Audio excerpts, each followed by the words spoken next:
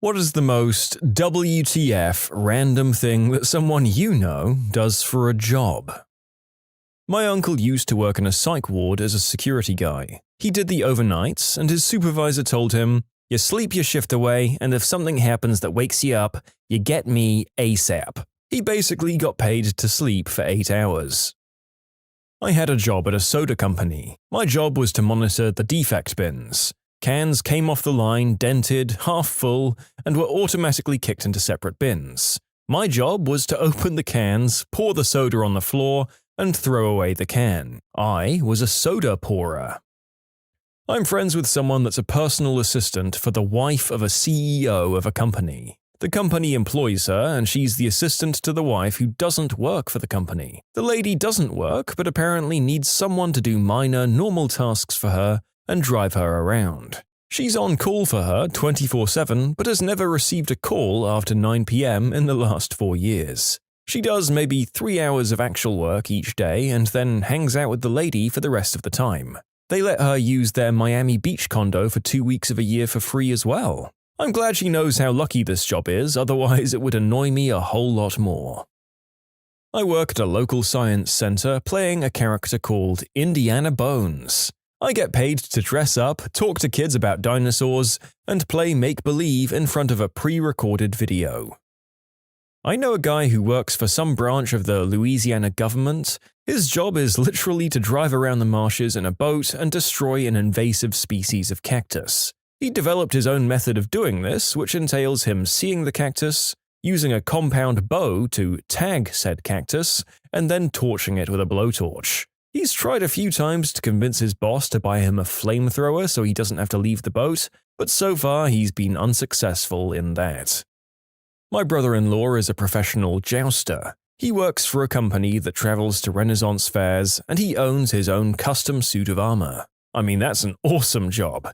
I have to hope that he actually has health insurance for it though, and doesn't just do it on a contract basis, because that career has a high likelihood of horrific life-changing injury even today. Still, very, very cool.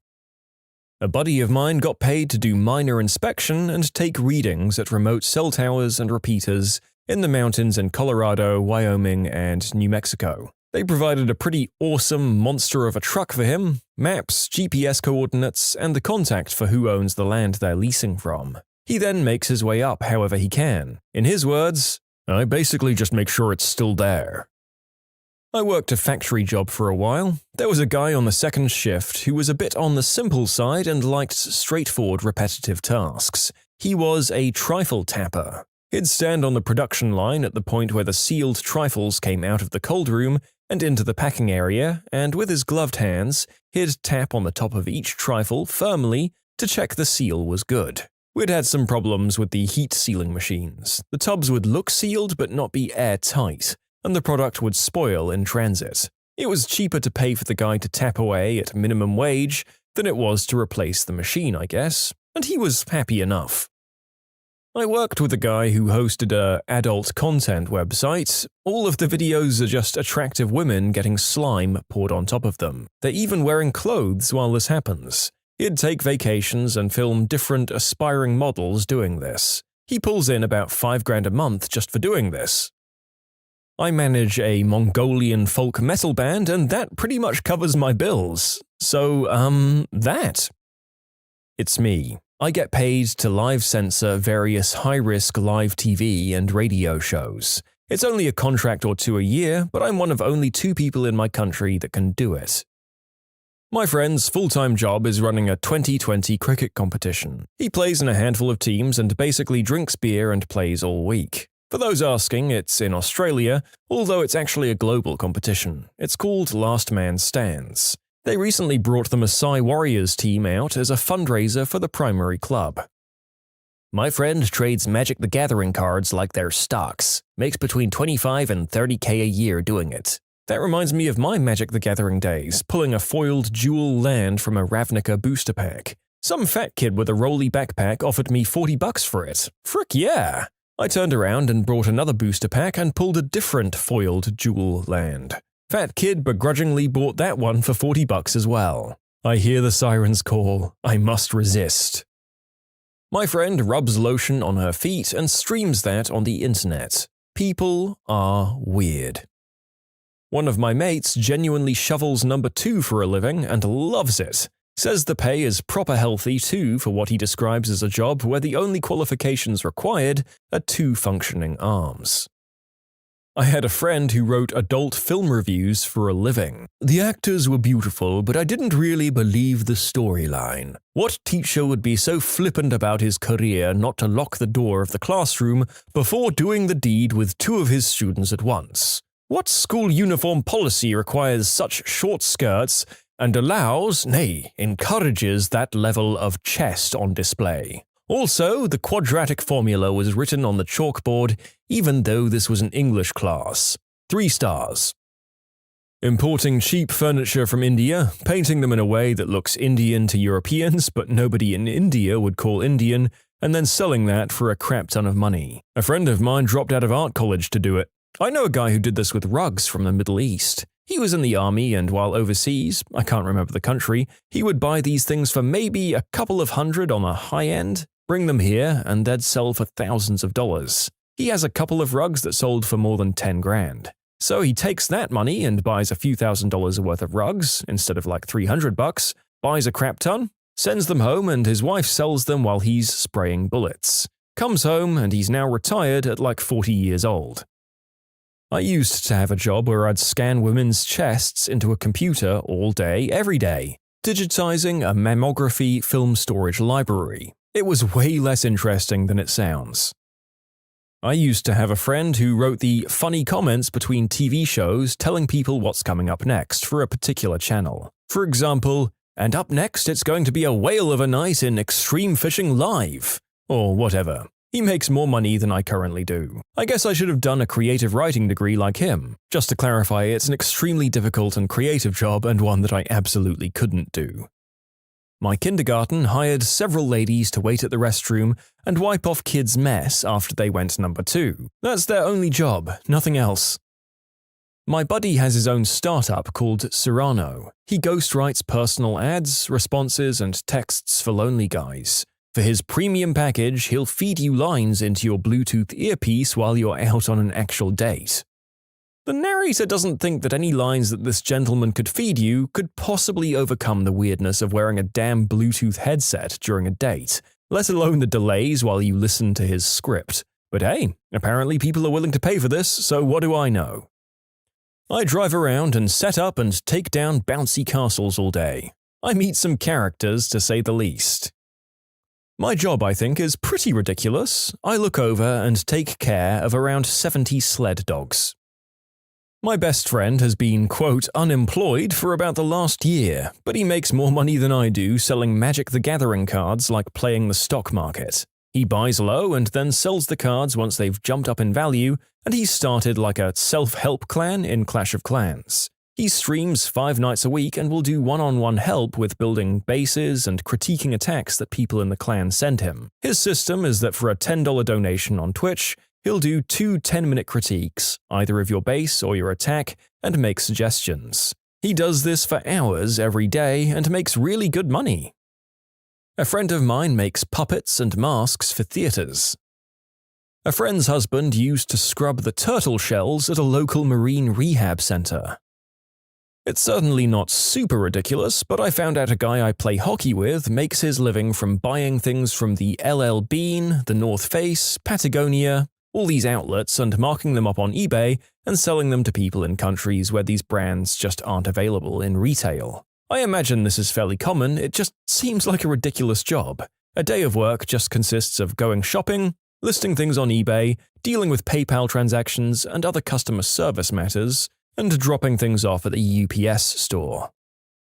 Somewhere out there is a person who's paid to eat good food and to drink good wine and write about how good the food is. And guess what? They put it on their blogs with a crap ton of pictures and vague comments like, "The steak was rich and flavorful," or "The ramen was rich and flavorful," or "I love how the pesto was rich and flavorful." You know, as someone who's currently looking for a job, hearing about these other things is incredibly frustrating. I'm a rocket scientist. You'd think all the jokes would get old. Well, you're goddamn right.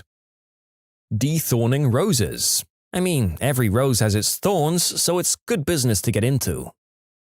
I know someone who's basically employed because they have a beard. Essentially, he's a pretend barman in a museum bar. He's not allowed to serve drinks, but instead just tells people about the history of Shakespeare. The whole place is set up to look like it would in the 16th century, and he's described as a 16th century baron based on his appearance and fine beard, so he fits right in.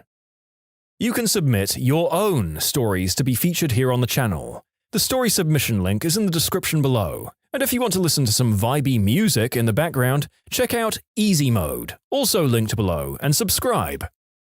A friend of mine drives around the country buying cheap crap at thrift stores and selling them for a profit on Amazon. There's like this whole community that does it.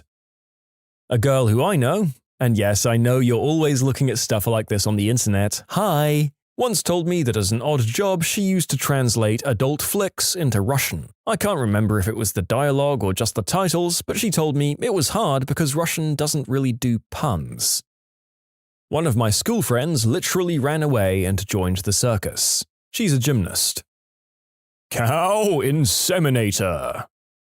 Sometimes I go to places where a bunch of people are sitting in chairs all facing the same direction. I'll stand in front of them, sometimes with a microphone, and tell them stories about things that happened to me. Sometimes they laugh, and the guy who owns the chairs will give me incredibly small amounts of money. Before I was in stand-up, a lot of the other ridiculous jobs I've had happened while I was in the military. For a few years, I was stationed at Quantico, where they manufacture shiny new Marine officers. There were entire platoons full of lieutenants, and when they crap in the woods, one of the jobs enlisted men like me had to take turns doing was disposing of their number 2 with fire. The ground was frozen, so we constructed makeshift loos from old ammo crates and metal tubs, and when they were close to full, someone would dump kerosene into the tubs, light a match, and stir until it was nothing but ash. For some reason, they never put "stirring a flaming pot of officer number 2" on the recruiting posters. Another thing they did at Quantico was attend etiquette classes.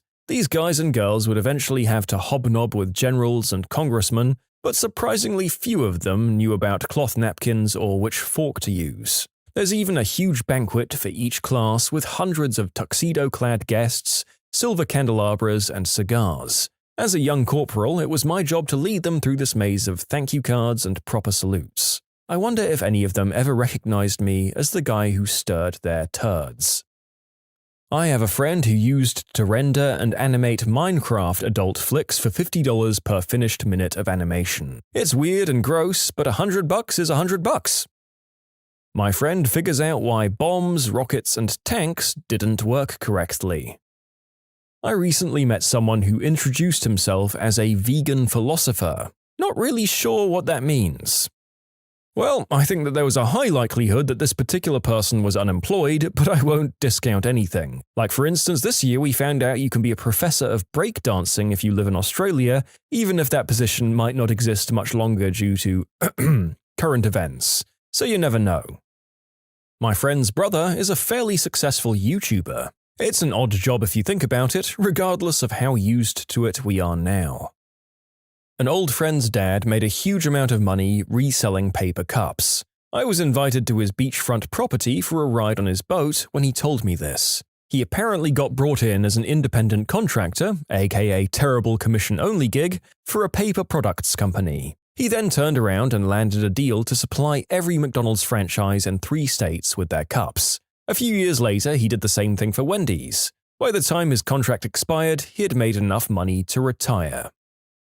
A close friend of mine has recently told me they were drunkenly writing sci-fi on Reddit, and people started throwing money at them for it. It's nothing major, but it's growing into enough to cover their gas and coffee money. I didn't believe them, but I eventually searched their pseudonym author name, and they weren't lying, and it's actually not bad once you get past the first few chapters. I'm oddly proud of them. I know someone who makes a living mailing her wee-wee across the states for people to consume while they tickle their pickle. I'm currently on my way to becoming a doctor of robots. In the meantime, I teach robots to put children through rehab.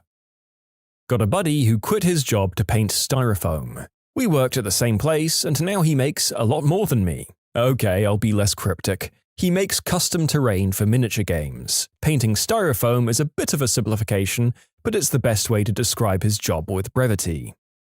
I used to have a roommate who worked at an assisted living facility. The ridiculous part was she would work 40-hour weeks over the course of 2 days. She'd leave Friday evening for work straight through and take a sleep break Saturday evening, then work the rest of her shift until coming home late Sunday evening. Turns out good assistants are worth their weight in gold. My sister lives in assisted accommodation and their helpers are the nicest, sweetest people. Feels good knowing that they're there should something happen, although she lives by herself in a little flat in the building.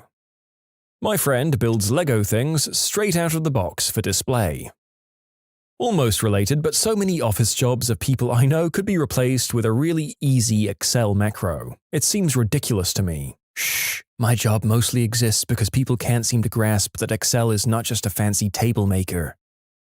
Adult material historian. Big deal, I do that too, but I don't get paid for it and my hard drive is almost full. I know someone who works for a company that looks after some UK properties of super wealthy Arabs. They charge a fortune to make sure the property is in order so that if someone in the family wants to use it, it's ready. This is generally for 2 weeks of the year, and sometimes whole years can go past with nobody using them. Her job is to manage the stuff that is subcontracted out to local gardeners and cleaners.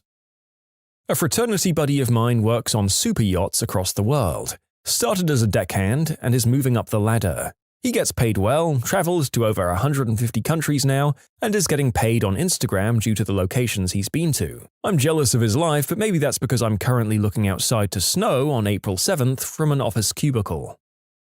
Research to determine how alcohol and various illegal substances affect the decision-making of primates. Basically, he gets monkeys drunk or high. Panda hugging. You get paid to hug pandas for about 7 hours a day for about 24 grand a year. I can't even imagine. Whatever Kim Kardashian does. I knew of a guy once that was an adult flick promo editor. He'd often get sent clips and was told to take out the naughty bits for TV airing purposes. My friend is the token white guy at some company in China. He's about 6'4" with a giant well-kept beard. I have no clue what the company does, but my friend sits in on all these meetings and nods a lot during them. There's a couple who live in the same building as me. He's a parkour instructor and she's a trapeze artist. Talk about your power couples. He doesn't do it anymore, but a guy I worked with was a AIM assistant on a stud farm. Dear viewers, I'm going to be completely frank with you. That submission was very different before I edited substantial parts of it to be appropriate for YouTube. Possibly the most I've worked for one tiny sentence ever. Now you know. I have a friend who dissolves dead bodies for the county he lives in. When the deceased doesn't have anyone to pay for a funeral or family to be present, the county will just dissolve the dead bodies in acid, after cutting them into smaller, more manageable pieces. He also cuts the bodies because synergy is a thing. There is no way that chopping up a human and dissolving them in acid, then dealing with acid human goop is less expensive or simple than simple cremation. I know a friend whose profession is referred to as a penetration tester. Basically, he gets hired to hack websites as a security test. I don't know if this is really ridiculous. My friend is an Imagineer for Disney. She works on developing new Disney movies and helps create new characters. My aunt sells vegan and gluten-free vending machines. She's also a part-time crystal healer and Reiki master, and Trump supporter. There's a not-so-close friend of mine who works as a pig manual servicer. A pigwinker if you replace the I with an A. It's apparently his official job title. I think he sells the splooge or something. I really don't want to ask. My friend works for the city operating a drawbridge. He sits in a control room, which has a bed, a couch and a TV, for 12 hours at a time and waits for boats to come. When they do, about 3 times a week, he gets up from what he's doing and hits the big red button which lifts the bridge. When it passes, he hits the button again, and it goes down. I asked him once what his busiest day was. 4 boats. 4 fricking boats. I met a guy at a bar whose entire job was engineering the dimples on golf balls. All he did all day was look at balls, which cracked drunk me up quite a bit. My dumb, idiot, deadbeat, substance-using dad traps fricking pigeons for a living. He used to be a used cars salesman. I write adult magazines. I know a guy that just draws with chocolate on plates all day. That's pretty ridiculous. The guy is me. I like my job, but I think it's absurd how much people pay me for fancy chocolate stuff. Guy I went to school with owns a food-grade mushroom farm, and from what I can tell, he's doing exceedingly well at it. Seriously though, if there was ever two people you'd look at and say, that guy is going to own a mushroom farm one day, it would be him and his wife. He found his calling and enjoys what he does. I drive around to doctors' offices to copy medical records. Not get them emailed, mind you. I can't because the systems still can't give a complete medical record. Drive around all day copying records. Green herb quality tester in Colorado. A friend of mine lives, well, I might add, solely from gambling on sports. Selling Advocare, essential oils, Thrive, or any of those other pyramid scheme materials on Facebook. My cousin used to get paid to dress up like a clown and let tourists shoot paintballs at him in New York City. I bait fishhooks for rich people at a local country club. The first couple of years I didn't get paid much because I was just an apprentice baiter, but after a while I was promoted to master... baiter. I hate the person who submitted that. There is a well-known saying that goes, always give the hardest job to the laziest person because they will find the easiest way to do it. What is the best real-life example of this you have seen? I was once a temp at a tiny office on a construction site in around 2003. I was only there for one day while the regular person was on some training. They sat me down and told me that I just needed to copy all these numbers from one program to another. So I selected them, hit Ctrl-C and Ctrl-V. Turns out about 60% of this woman's time had been manually typing the numbers from one place to another. I work in finance at a large multinational corporation. I feel like a big part of our job is just stop doing things and wait to see who complains. If someone complains, we keep doing it. If silence, then we call it a controlled drop and put it on our performance review for creating efficiencies.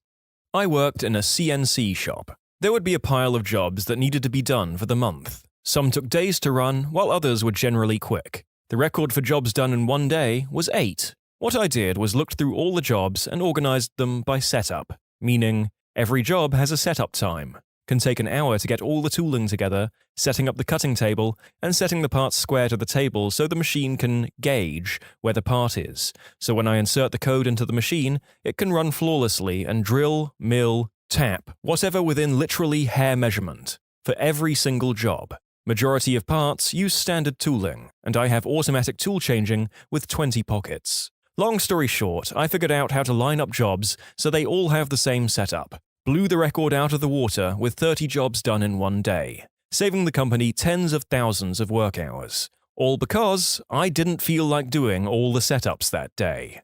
I worked at a summer at a mortgage company as an assistant to the underwriters. My only job was printing documents and then hole punching them to put in folders. They had a super fancy Xerox printer that basically did my entire job for me, but the underwriters at this company didn't know how to click through printer settings to make the machine hole punch as it was being printed. I showed them how to do it, and they resisted it super hard. Like they didn't trust it, I don't know. So I got to keep my job, but what was supposed to take me all day literally took me 20 to 30 minutes first thing in the morning. So they started assigning me real tasks and even offered to keep me on to eventually become an underwriter too, because I was so sharp.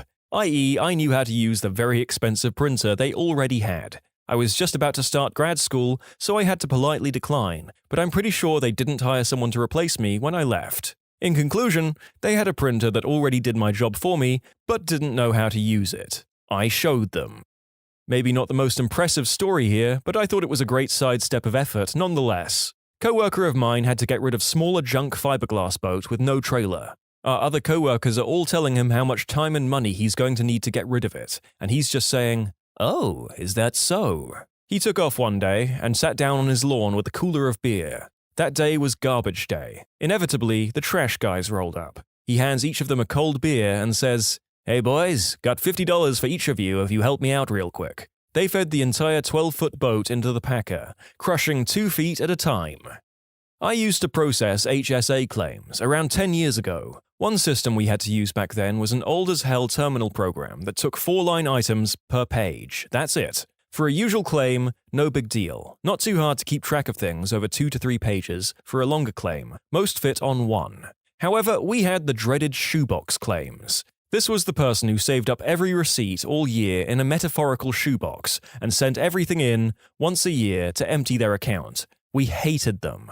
Dozens or hundreds of line items totaling thousands of dollars. Just because you only have $500 in your HSA doesn't mean we get to stop there. If you sent in $4,000 in receipts, I've got to account for all of it. Totally killed your numbers for the day, and they tracked claims per hour religiously. The main issue was double-checking that everything added up right when you were done entering it. At 4 items a page, it took forever to tally. So I made an Excel sheet. It was laid out so I could enter every single line, then run a macro that would calculate the needed totals and dump all the text to a text file formatted exactly, so I could select 4 items at a time and paste them directly into the terminal window from the default starting cursor positions, and every field would fill in automatically. Copy, paste, next, copy, paste, next, copy, paste, next, etc. It easily halved my entry times with way less work. Finding any typos was much easier. I just had to look at one column organized sheet instead of scrolling through God knows how many pages of terminal text.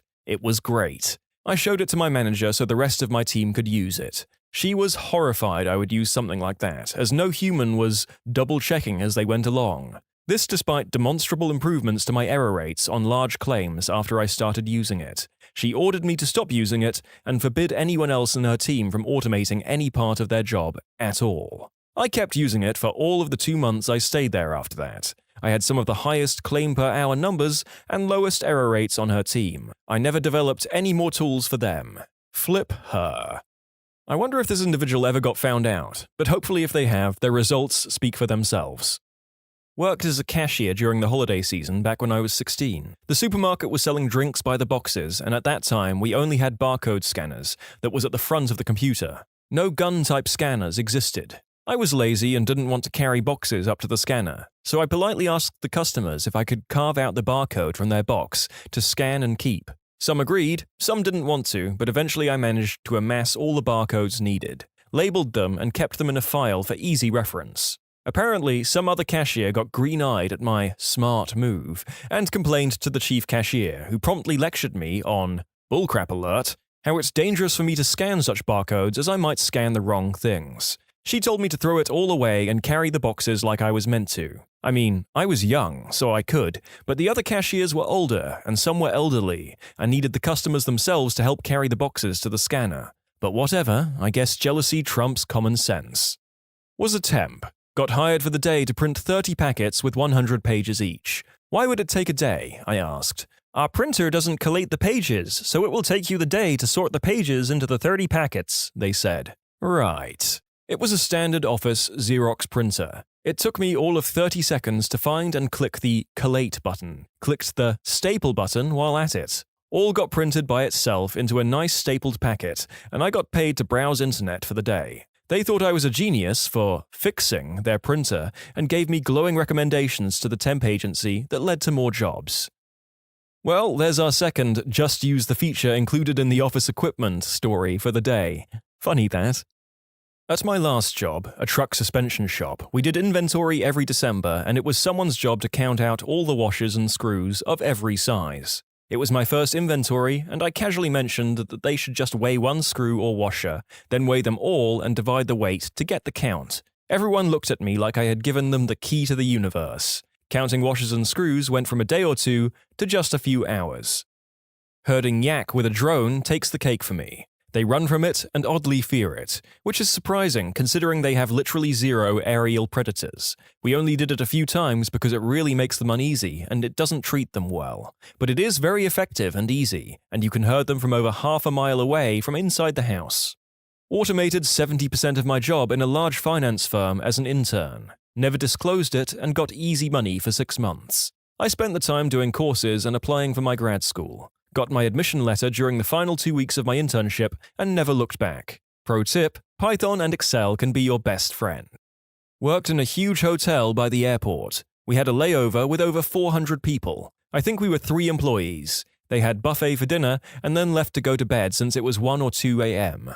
Rule was we should always go to the room and pick up as many plates as we could and then bring them to the cleaner. Took us ages and I wanted to go home. I decided to roll out the cart and collect the plates and put them on the cart. Guests were seeing it and started putting their plates on the cart when they left. All of a sudden, hundreds of people cleaned up their own stuff. Duty manager saw it and I thought he would blast me since the hotel was a 5-star place. He just looked at me, smiled, and said, "That's why I like to hire lazy people. They think of ways to finish work faster."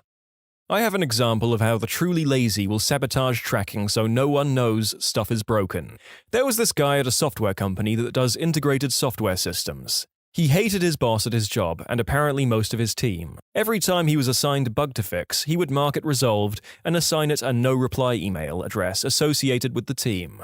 The odd thing that I don't understand is how he managed to keep issues from getting escalated to other real people. At any rate, no one caught on. When he found a new job and a couple of people on his team took him out for drinks, he said, "You should look back into all the bugs I fixed. I never did any of that." So the guys who took him out for drinks went back and audited his work and were like, "Holy F! Not only did he do nothing, he hid identified issues for like a year." Must have been an EA Games dev. Was tiling a bathroom floor. One young guy I was working with was cleaning up when we were done. I told him to take the leftover tile downstairs to the truck, and then went back to cleaning what I was doing. 10 seconds later, I hear this huge crash and then a soft, "Oh, right." He had gone out onto the balcony and dropped them down into the truck, shattering over $100 worth of tile. He said he thought it would be faster. He wasn't wrong. I'm in corporate accounting, and I'm the only one in my department with a CPA. Of course, I have to take continuing education for my license, and I usually take as many hours of Excel courses as I can each year. By learning the keyboard shortcuts, advanced formulas, and a bunch of useful hidden features in Excel, I'm able to get most of my work done in less than 2 hours, then spend the rest of the day browsing Reddit and watching YouTube videos. Thank goodness our cubicle walls are high, or I'm sure they would have fired me by now for being on my phone 6+ hours a day. I look back at my time in corporate accounting and often realize just how much effing around I did at work, with literally no consequence. Other than month-end close, I feel like I sat on Reddit a solid 4+ hours a day. If I had improved my Excel to the point of knowing how to write macros, I would have been on 7/8 of the day. It made a lot of sense why the company I worked for decided to push for job documentation for 2 years, and then outsourced the work to offshore accountants. Sometimes I wish I was still in that job, and some days I'm very, very happy that I changed careers. There's a story that I've heard a few dozen times about a toothpaste company that had accidentally sent out cases of their product that had a few empty single boxes of toothpaste. The company had endeavored not only to rectify their mistake, but to ensure they did not repeat it. They hired an engineering company that designed a scale and an alarm shutdown system. If an empty carton was passed down the production line, klaxons would be triggered and a full stop would initiate until the offending box was recovered and an all clear had been entered into the computer system before production could resume. The company paid through the nose, but was ultimately pleased with their failsafe, and the engineers patted each other on the back. A few months pass and the engineers returned for quality control. The toothpaste company reported zero margin of error for weeks. Turns out, one of the minimum wage hairnet types on the assembly line didn't appreciate the sound of klaxons or working with the computers, so he or she had aimed a large fan at the production line before the scale that blew the lighter, empty cartons off the conveyor belt. Problem solved. Amazing. By teeing off the regular workforce with annoying alarms, the engineers motivated the factory workers to solve the problem themselves, after several thousand in R&D into the scale system. During my internship, my professor gave me line graphs on paper and asked me to find the coordinates by drawing horizontal and vertical lines. It would have taken hours, if not days. I thought to myself, I couldn't be the first one who is lazy AF. So I googled it, found this cool free-to-use software, Web Digitizer. Step 1. Scan the graph. Step 2. Mark the X and Y axes in the picture. Step 3. Grab a beer because you've got the nicest mother-flipping graph you couldn't have drawn yourself in a million years. My professor was so happy, she asked me to document the method and mail it across the entire department. Yes, I did share my original method with my professor and the entire department. 1, she was a really supportive professor, and I wanted to return her favors, even if the software might have been the tiniest help to her work. 2, the original developer of the software made it available online for free. He could have made it a paid service, and believe me, researchers would have paid because it is that good. But he kept it free for all of us to use, and it was my responsibility to share his work as much as I could. Got hired into a plant that just got a new big job building stuff for the military. My job was Materials Associate, which basically meant I drove a forklift and staged parts that were built. The engineers came up with a floor plan for all the parts and where they needed to be staged. They used fancy lasers and measuring devices and built it all in CAD. After telling them it wouldn't work, they said, "Well, let's see you do a better job." I organized the 50,000 square foot warehouse so that each part was close to the machines that used them. It followed the first in, first out method, and each department knew where their parts went when they were done making them, by putting up signs and whatnot. After that, my job was basically pointless because the warehouse ran itself. I decided to teach myself how to use the welding robots in my downtime. Fast forward 3 years and now I'm an automation engineer at one of the largest parts suppliers in the industry. P.S. Robots are very easy to learn and operate if you're struggling to find what you want to do in your career. Places are hiring with minimal experience too because there is a lack of people in the automation field. Get a 1-year college certification in mechatronics and you can make around $40,000 to $60,000 starting, depending on location. Back when I was a cashier at Borders, we had to keep a certain percentage of Borders rewards transactions. I was good at my job and was able to get into the high 80s, low 90s every month by being a good salesman and convincing them to get it. There was another guy I worked with that had an insanely high percentage, and I didn't understand how he did it. We later came to find out that he would just swipe a card and put it into people's bags without saying anything about it. He got caught and was given a warning and put on probation instead of being fired for cheating. Fast forward about a month and I find out he's getting promoted to work on the floor with all the movies and stuff. I could not believe they promoted him after all that stuff and looked me over. Someone that was actually a hard worker that did a really good job and often would have people compliment me to my managers. Then again, the management there was crap. I eventually got fired from there because the guy covering for me while I was on vacation got fired, and they somehow expected me to know and come in. In high school, we do 4 book reports every year. A friend of mine did his on each Lord of the Rings book and The Hobbit freshman year, and turned in the same 4 book reports for the rest of his time in high school. You switched English teachers every year, so nobody ever caught on. I was never brave enough to try the same thing. I once ordered a painter to paint my bathroom walls. His price was pretty extortionate for the small job, and he only had a relatively small brush to complete it. It was a pretty lousy paint job because of the small brush, so a few weeks later I finally convinced myself to get another painter, but just a cheap one to go over the bad job done by this other guy. Instead of using just a brush, he had a huge roller, and consequentially got the job done much quicker. He did a great job and charged significantly less than the other guy. Lee from Lee's Painting, wherever you are, thanks.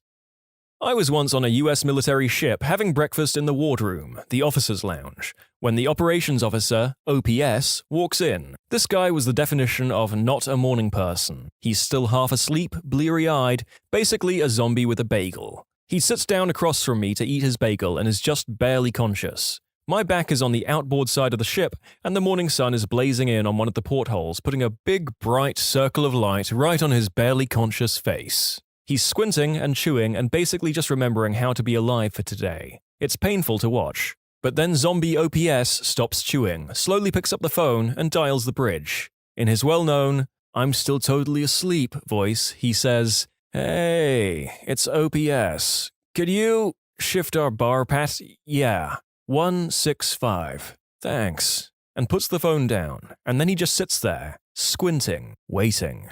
And then, ever so slowly, I realize that big blazing spot of sun has begun to slide off the zombie's face onto the wall behind him. After a moment, it clears his face and he blinks slowly a few times, and the brilliant beauty of what I've witnessed begins to overwhelm me. By ordering the bridge to adjust the ship's back and forth patrol by about 15 degrees, he's changed our course just enough to reposition the sun off his face. He's literally just redirected thousands of tons of steel and hundreds of people so that he could get the sun out of his eyes while he eats his bagel. I am in awe. He slowly picks up his bagel, and for a moment I'm terrified at the thought that his own genius may escape him, that he may never appreciate the epic brilliance of his laziness, since he's not going to wake up for another hour. but between his next bites, he pauses, looks at me, and gives me the faintest sly grin before returning to gnaw slowly on his zombie bagel. In high school, I had an absolute butthole of a teacher. He gave me a binder that had the name, address, phone of every student in the entire district, including the names of all their siblings. I was to type this in, even though it was already printed out. I asked if it was already printed, why was I typing it? He said they paid an outside firm a bunch of money to do it, but the state pulled the funding and the firm refused to provide the files. And now the district didn't have the money to do it again, but they still needed the data. I was super teed off about how tedious of a job I was given, and complained to no end. He knew that I was the winner of a typing contest and agreed that this one project would be my entire grade for the semester. If I could manage to get it all entered into the computer by the end of the year, I'd get a passing grade. If not, I'd fail. After about 2 hours of data entry, I decided it was a bullcrap job and downloaded OCR software, scanned the whole thing in, and spent a day or two correcting scanning mistakes. My plan was to spend the rest of the semester goofing off and pretending to work. That lasted about a week before the teacher caught on. He then proceeded to start giving me more stupid, tedious work and said the previous deal was now off. I found out that part of the reason the deal with the consulting firm ended badly was his fault, and told him I was going to the school board with this information. We decided on a new plan. My grade for the semester would pass as an A, but I had free time to take on other classes the teacher offered. I used this free time to complete 1.5 other courses. In conclusion, my laziness got me 2.5 course credits in the span of time that I would have only gotten 1. Students, what's your, well, that happened moment in the classroom? At my school, we sometimes have dogs come and check the lockers for illicit substances.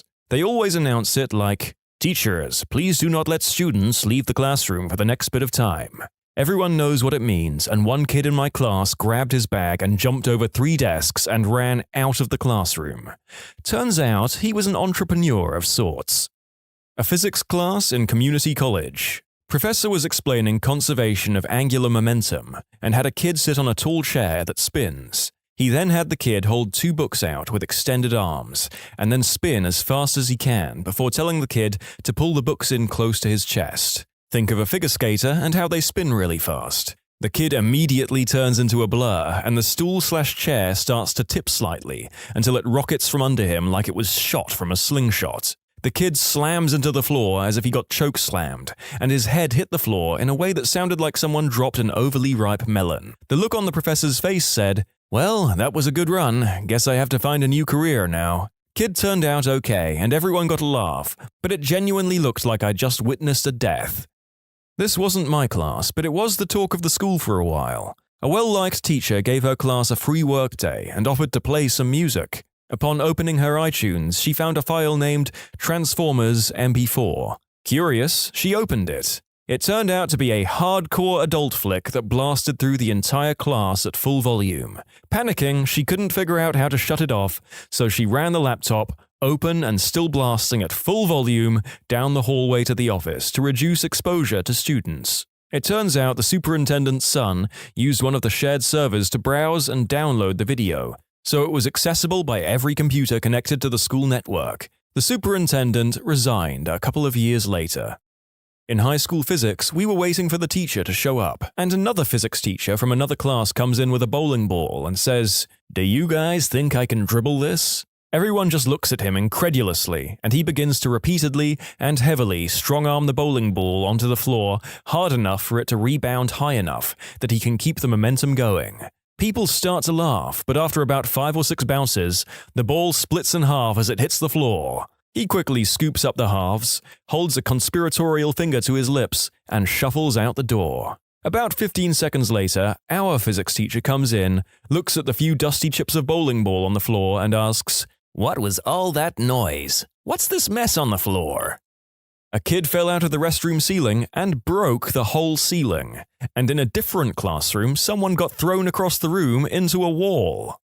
Guy with anger issues started yelling at the teacher and then slapped her across the face. Keep in mind this fat kid was huge and the teacher was this old, tiny Asian woman. The nicest guy in the class smokes the guy with a sucker right hand and just puts the guy out cold. When my teacher brought his samurai sword and started yelling random samurai cries while trying to teach us about ancient Japan. Quite the period we had that day. when I fell asleep in the first row, and the professor and the other students started clapping to wake me up, and when I woke up, I also started clapping like a moron. 2 things you need to know. First, there was this guy at my school whom I've now known for 25 years. His thing is to scream, "Frick yeah!" at everything. He's done it since I've known him. In case it wasn't obvious, frick is a YouTube-friendly term for what he actually said. Anytime someone mentions Matt, someone always adds a "Frick yeah!" He is huge and very loud. When he comes in the bar, he announces his presence with an exuberant "Frick yeah!" If he calls you, you say hello and he yells "Frick yeah!" You get the picture. Second, my senior year. It was a thing to sneak vodka into the school in Cinnabon mugs. For some inexplicable reason, plastic Cinnabon mugs were like a huge thing. Sashaying around flaunting your Cinnabon mug. Rolls eyes. Anyway, I'm in post-lunch class one day and one of the Cinnabon vodka girls ups and starts puking bright hot pink, fruity vomit out the window behind her. Then she stood up and screamed, "Woo! Frick yeah!"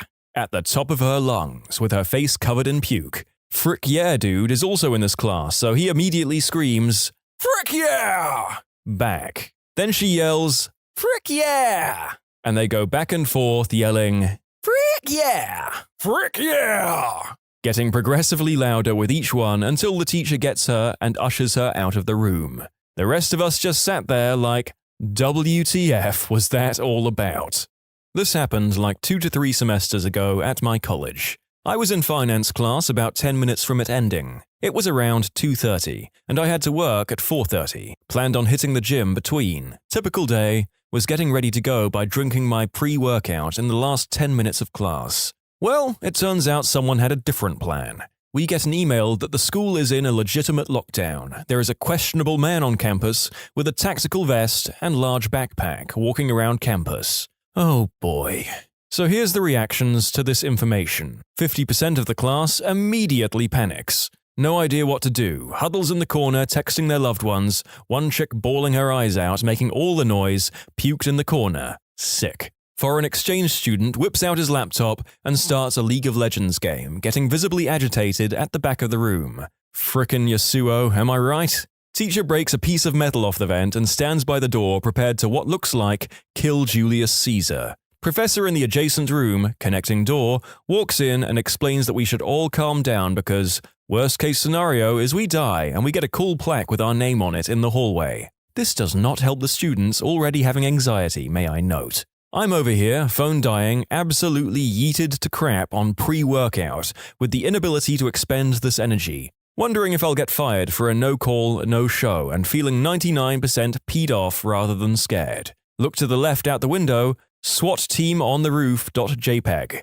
Had this sketchy man come into our room. I'm of the utmost confidence that he would have walked away without harming a single human, simply because it was apparent that God left this classroom a long time ago, and we were in more hysteria alive than dead. Anyways, 2.5 hours later, I'm able to call my boss after we were allowed to leave and tell him that the kid who got reported as simply a student going to class and had a big backpack. There was no vest. The kid who reported him had already gotten into trouble for trying to start a racial conflict a week prior and had just had an agenda to push. The amount of pissed I was immeasurable.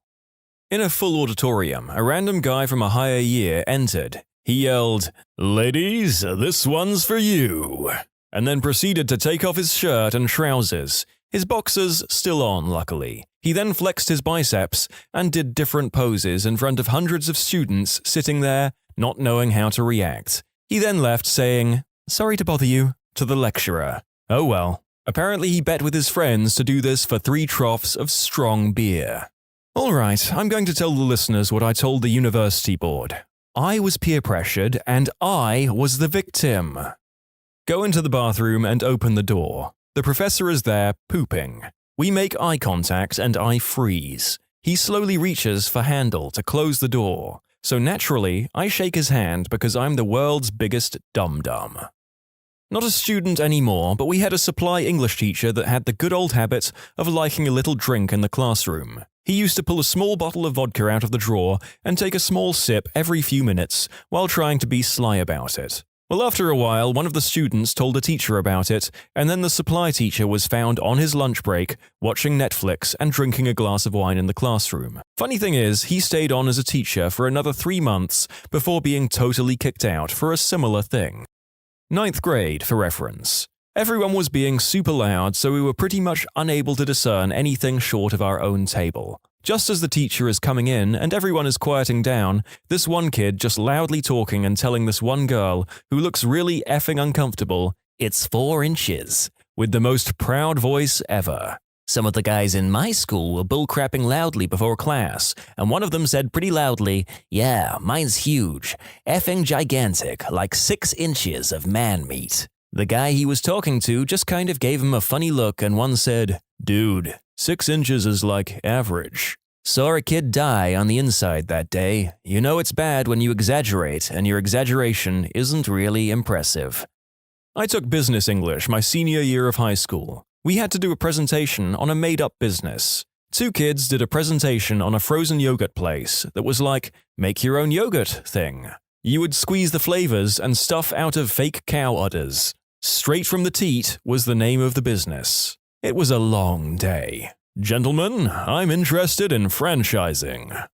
Freshman year of college, I had one professor who would randomly call on students in class, and if they didn't answer correctly, he would proceed to give them a roast in front of the whole class for their lack of knowledge on the subject material. I was in the class with a few of my good friends, as it was a prerequisite that we all needed to have. Even though we got our fair share of roasting from him as well, we all thought it was funny, and knew it was his way of making sure the students are engaged in the lecture.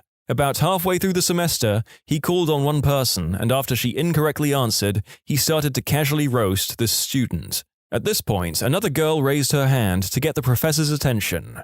After he called on her, she proceeded to vocally berate him about how he was treating us all like children, as well as call him every vulgar word she could think of. At this point, he's shouting back at her too, complete with all the same vulgarities that she used on him, and me and my friends are just sitting in the back, laughing under our breath while simultaneously being completely dumbfounded that this kind of stuff actually happens in college. Finally, he yells at her to leave lecture. She obliges, and as soon as she is out of the room, he proceeds to roast her even more to the class. It was so odd to see something like this, especially since I had just come from high school a few months before.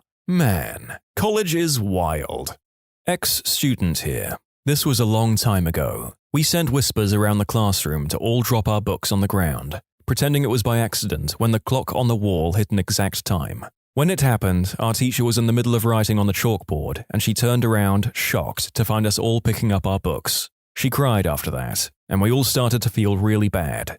Learned later that she had just had a miscarriage and was just trying to get through her day and not think about it. We broke through that face she was putting on by accident.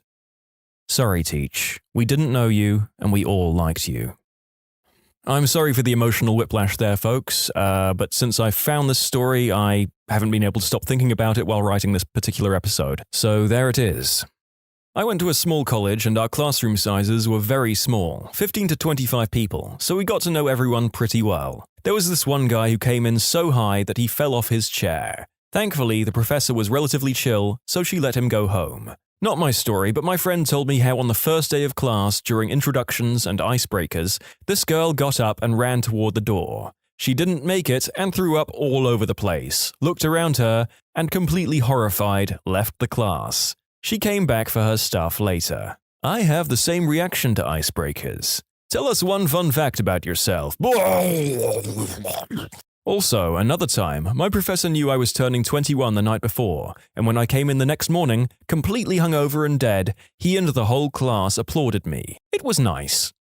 Back in 8th grade middle school, we had this really cool and chill US history teacher. He never raised his voice and was pretty laid back about class and work. He taught in a storytelling kind of manner, and I don't even remember annotating any document in his class. Well, we had that one kid. In this story, I'm going to call him Jim. Jim was always late to class and never turned stuff in. He was that one really cringy kid that everyone either hated or pitied. My teacher never really got fed up with him and would always show his distaste for him in his facial expressions. My teacher normally would pull him aside to talk to him about his tardiness or missing assignments. Jim would say he would be earlier/do the assignments, but he never did. One day, Jim walks in late again. My teacher is about to start teaching, and then he turns and sees Jim walking in.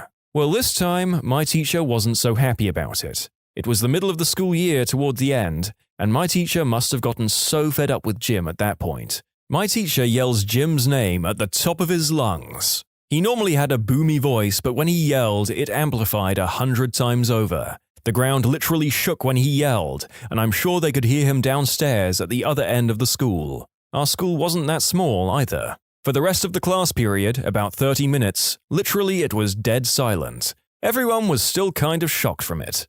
Someone asked, "Meth, can I cook it?" in chemistry. Another person asked our math teacher who was going home to Canada over break if she could threaten to kill his mum who lives there. Same person told the same teacher that he couldn't do the work because he has 100 extra chromosomes. He doesn't. She responded by saying, "That explains why you look like that."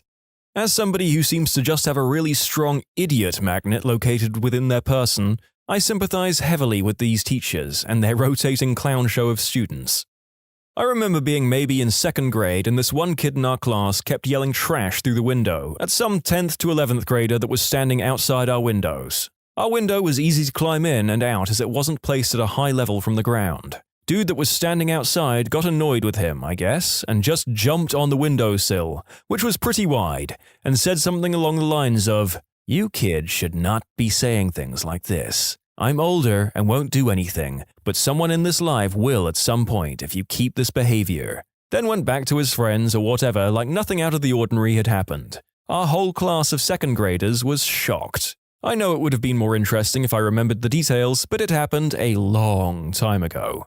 Okay, so this happened a while ago, so I might not have all the details. So I was on the school bus and we weren't allowed to eat on the bus. So the kids behind me were talking about lunch tomorrow and one of them said, "Yeah, I can bring bacon." I was hungry, so I said, "Bacon? Who's bringing bacon?" The bus driver overheard me, but didn't know it was me, stopped the bus and yelled, "Bacon? Who has bacon?" Then he walked down the aisle and looked to see who had the bacon. It was so funny, but you kind of had to be there. First day of school, freshman year in woodshop. Teacher just finishes showing us a safety video on proper use of how to use a table saw.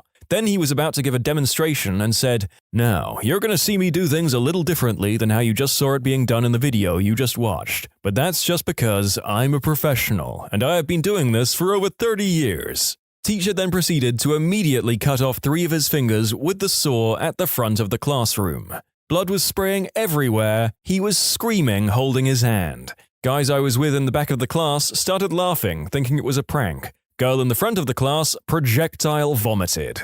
A few of us helped him and his fingers on the floor, and went and got the nurse. Someone called an ambulance. They were able to reattach them at the hospital. Wood class was cancelled for the rest of the year, and we all took some home economics in its place. This was an amazing Reads username, totally made up story? Damn it!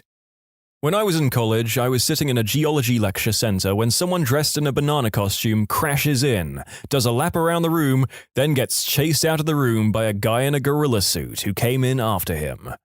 Was in a math class when a random student fell into the classroom and simply yelled, "You pushed me too hard, shifthead." He got up and left as if nothing really happened. The class laughed their butts off, including my math teacher. That's something I only see in cartoons.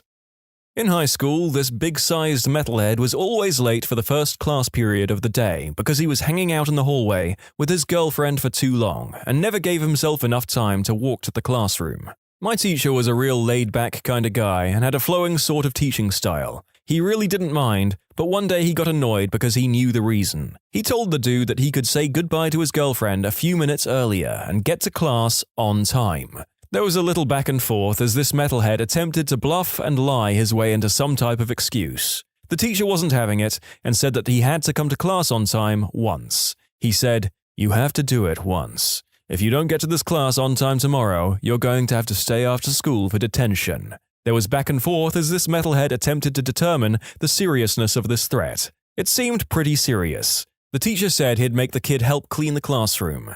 The next morning, we're all in there, the bell rings, and the teacher opens his mouth to speak. Suddenly from the hallway is the thunderous sound of someone wearing heavy boots running down it toward the room. Accompanying this is a deep-throated scream. "No!" The teacher looks at the class in shock as the door flies open and there is one last thunderous clap from a boot being stomped as the metalhead enters the room. Out of breath, this kid casually walks to his seat and says in his deep raspy voice, "I don't know what they're screaming about out there." I doubt that anyone else in the school could have yelled like that. There was a guy who sat in the front row of one of my classes when I was in community college. He would just bring fresh vegetables and just eat like a squash and cauliflower raw during class. Oh, persistent loud lecture eaters, how I haven't missed you, or the universal strong body odors your community of public munchers seems to share. Two girls in a fight. One of them German suplexed the other into a table. I know that sounds like wrestling, but my teacher in 8th grade had an old wooden table next to her desk to hold extra books and stuff. Girls fought over a dude, I think, and after the slapping and hair pulling, it happened. This is in a college lecture hall, but with not too many students. During class, we heard female moans. At first, we each thought that they were hearing things, so nobody responded. 5 minutes later, the moans got even louder, and we turned around to the source. We thought it was probably someone watching an adult movie who accidentally forgot to plug their headphones in. The dude was one hand deep into the girl sitting next to him. Her short skirt was hiked up. I was sitting in my physics class trying to stay awake because that class is one of the first classes of the day, and I didn't get much sleep the night before. I sit at a table in the back of the class by myself. The table to my left has 2 of my friends and 1 other student sitting at it. I forget exactly what was being taught that day, but I remember my friends suddenly saying things like, "Oh my god, are you all right? And maybe you should go to the nurse." I looked over to see my friends grabbing tissues and giving them to the other student whose nose was bleeding, which wouldn't be such a problem if there wasn't so much blood pouring out from this guy's nose. It was concerning to say the least. Our teacher told him to go and see the nurse. He nodded, stood up, and then heeled out the room. It was probably the weirdest thing I have seen in a while. What's the smallest amount of power you've seen someone abuse? Worked for a small computer repair company, 4 people total. The boss, 2 grease monkeys, we did all the small stuff like reformats and virus removal, and the secretary. It was awesome. I loved that job. The boss and my coworker was super chill and helpful. But the secretary, we'll call her Lorelei, was a different story. When I started working, I got a text from an old friend of mine warning me about her. Apparently, I had been hired because he had just been fired because of her. Okay, I thought, but she was great, very helpful and nice.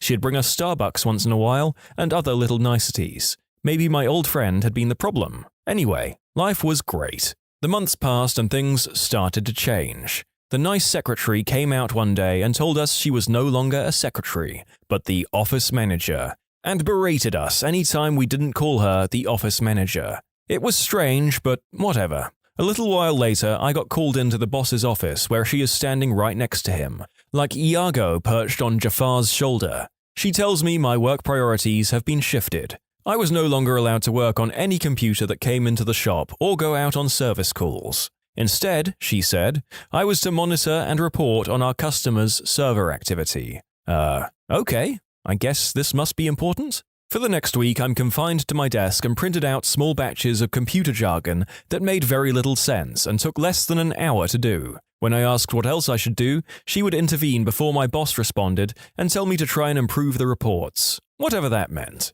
The next Monday, she calls me into the office again and says I'm on work probation. I have 3 weeks to be more productive or I'll be fired. Apparently, I wasn't doing enough to earn a paycheck. I did my best to make the reports as readable as possible, and when no one was looking, I'd finish up clients' computers that were on the workbench. Simple stuff like clicking next after a virus scan, until she caught me and reprimanded me for half an hour about how I don't have permission to do anything outside my job description. I gave up, sad to admit. I could see the writing on the wall. I spent the last week goofing off on my computer until the next Monday. I get called into the office. There's the boss I once respected, sitting like a beaten dog, and Lorelei, sitting like a queen in her place. She tells me I haven't improved my performance, and they're sorry, but here's my last check. Goodbye. I turn to my boss and look him square in the eye and ask him if he really agreed with it. He slumps his shoulders and said, kinda. I went home and texted that old friend asking him what happened when he got fired. He told me pretty much the same story I just went through.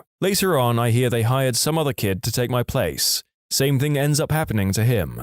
Jeez. Sorry for the novel, I don't talk about this very much. I guess it feels good to let it out. As a closer, she eventually got fired after trying to get rid of the best tech guy they had. My co-worker/superior. I think my old boss finally grew a spine. She ended up leaving her husband and 2 daughters for another woman who eventually left her. No idea where she is now, don't care.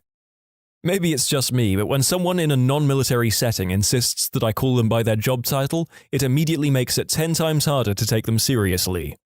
I had a co-worker who cheated when she played games with 3-year-olds. When the kids called her out on it, she would deny it and say that she was a teacher and whatever she did was allowed in the game. Her entire self-esteem seemed to be dependent on winning games designed for preschoolers. When people used to quit at my old company, I'd let them click the mouse button to deactivate their AD account on the last day. Everyone loved it because it was a single act that meant closure.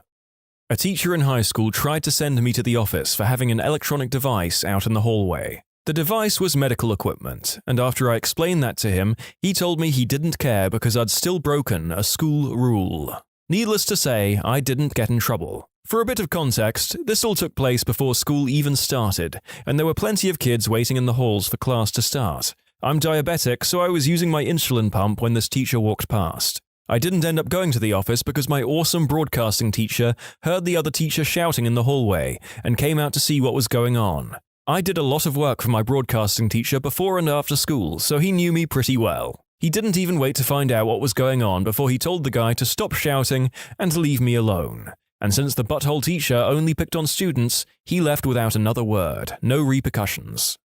I worked at a small retail store with a manager, an assistant manager, and me, the employee. The manager loved me. The assistant manager loved me some days and hated me others. One day, when the assistant manager was in a particularly hateful mood, she threatened to recommend the manager that I be fired. I said, "Why? The manager loves me and I'm a good reliable worker. She would never fire me." And she said, "Yeah, I know she wouldn't, but as assistant manager, I have the power to recommend you get fired."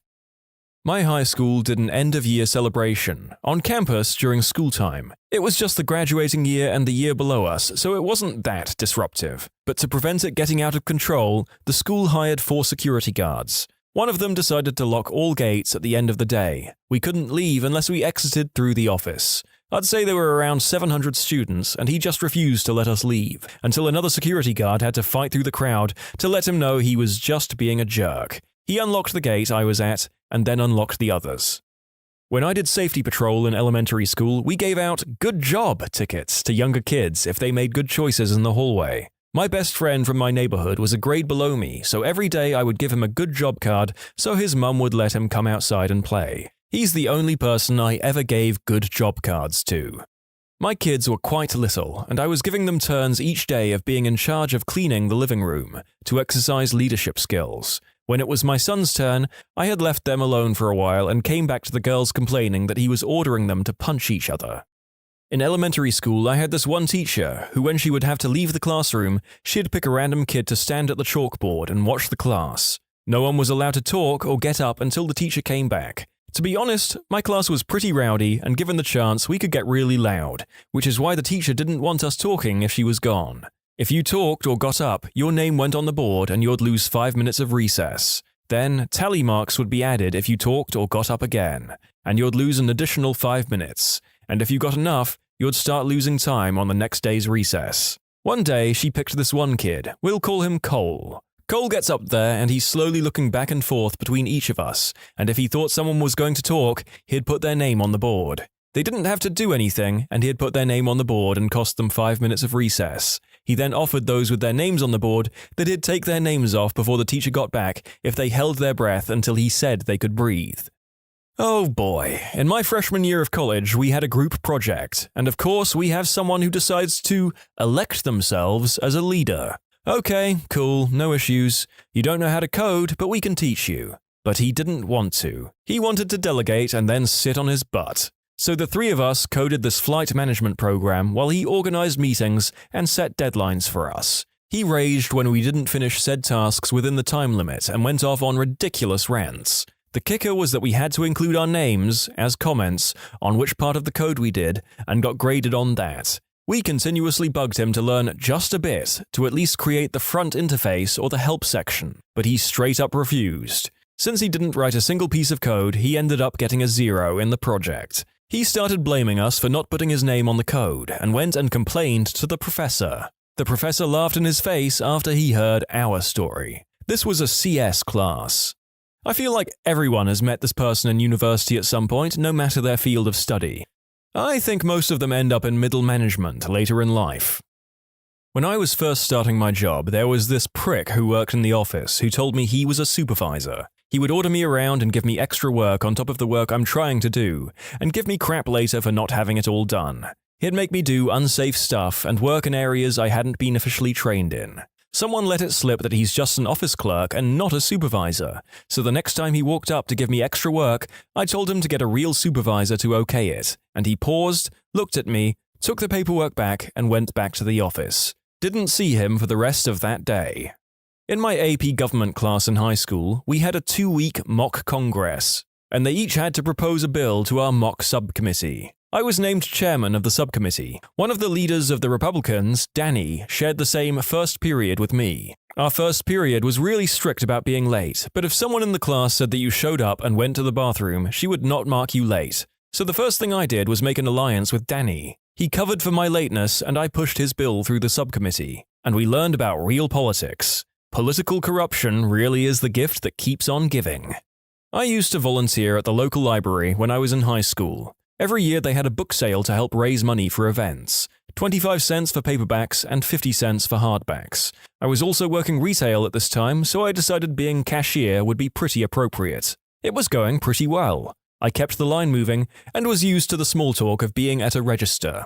The head librarian was busy organizing, and she had one of the mum volunteers keep an eye on things. Not long after she started supervising, she came over to me and told me she didn't think it was a good idea for me to be on register. I was pretty confused by this. No one had complained, there was hardly ever a wait, there was no reason for her to think I wasn't capable. I told her it was fine, that I was used to this with my part-time job. She was still visibly uneasy and insisted I help with something else. It got to the point where she was practically demanding me to go somewhere else.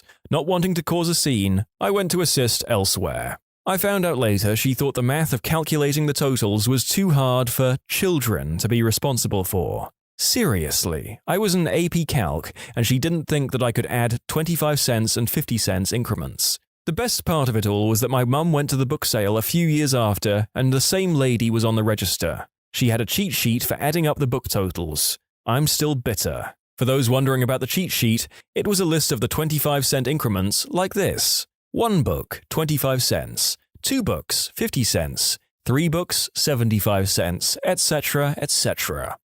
I had a babysitter lay out a bunch of rules, including words we couldn't say. Not bad words, mind you, but shoe was one of them, and I specifically remember being sent to my room without dinner for saying it. My brother ended up busting me out, and we locked her out of the house. Viva la révolution! I'm a receptionist at a very quiet office. To get in, visitors have to push a button that makes a loud sound inside the office. Then I see them on camera and unlock the door remotely. This girl comes every day, early in the morning, to check if there's anything to pick up. She works upstairs. She just pops her head in to see the empty box and leaves. But before this, she holds down the effing button, and the sound is horribly loud, jarring, and elongated unnecessarily. So I just sit here and stare at her on the camera for way longer than I need before buzzing her in. I'm a petty B-word. I don't think you're that much of a B-word. I think I would try playing a game with this person. I would not open the door for longer and longer increments and wait until she was just about to push the buzzer again and then open the door. Hold her up for the maximum amount of time possible every day. Maybe I'm a petty B-word too.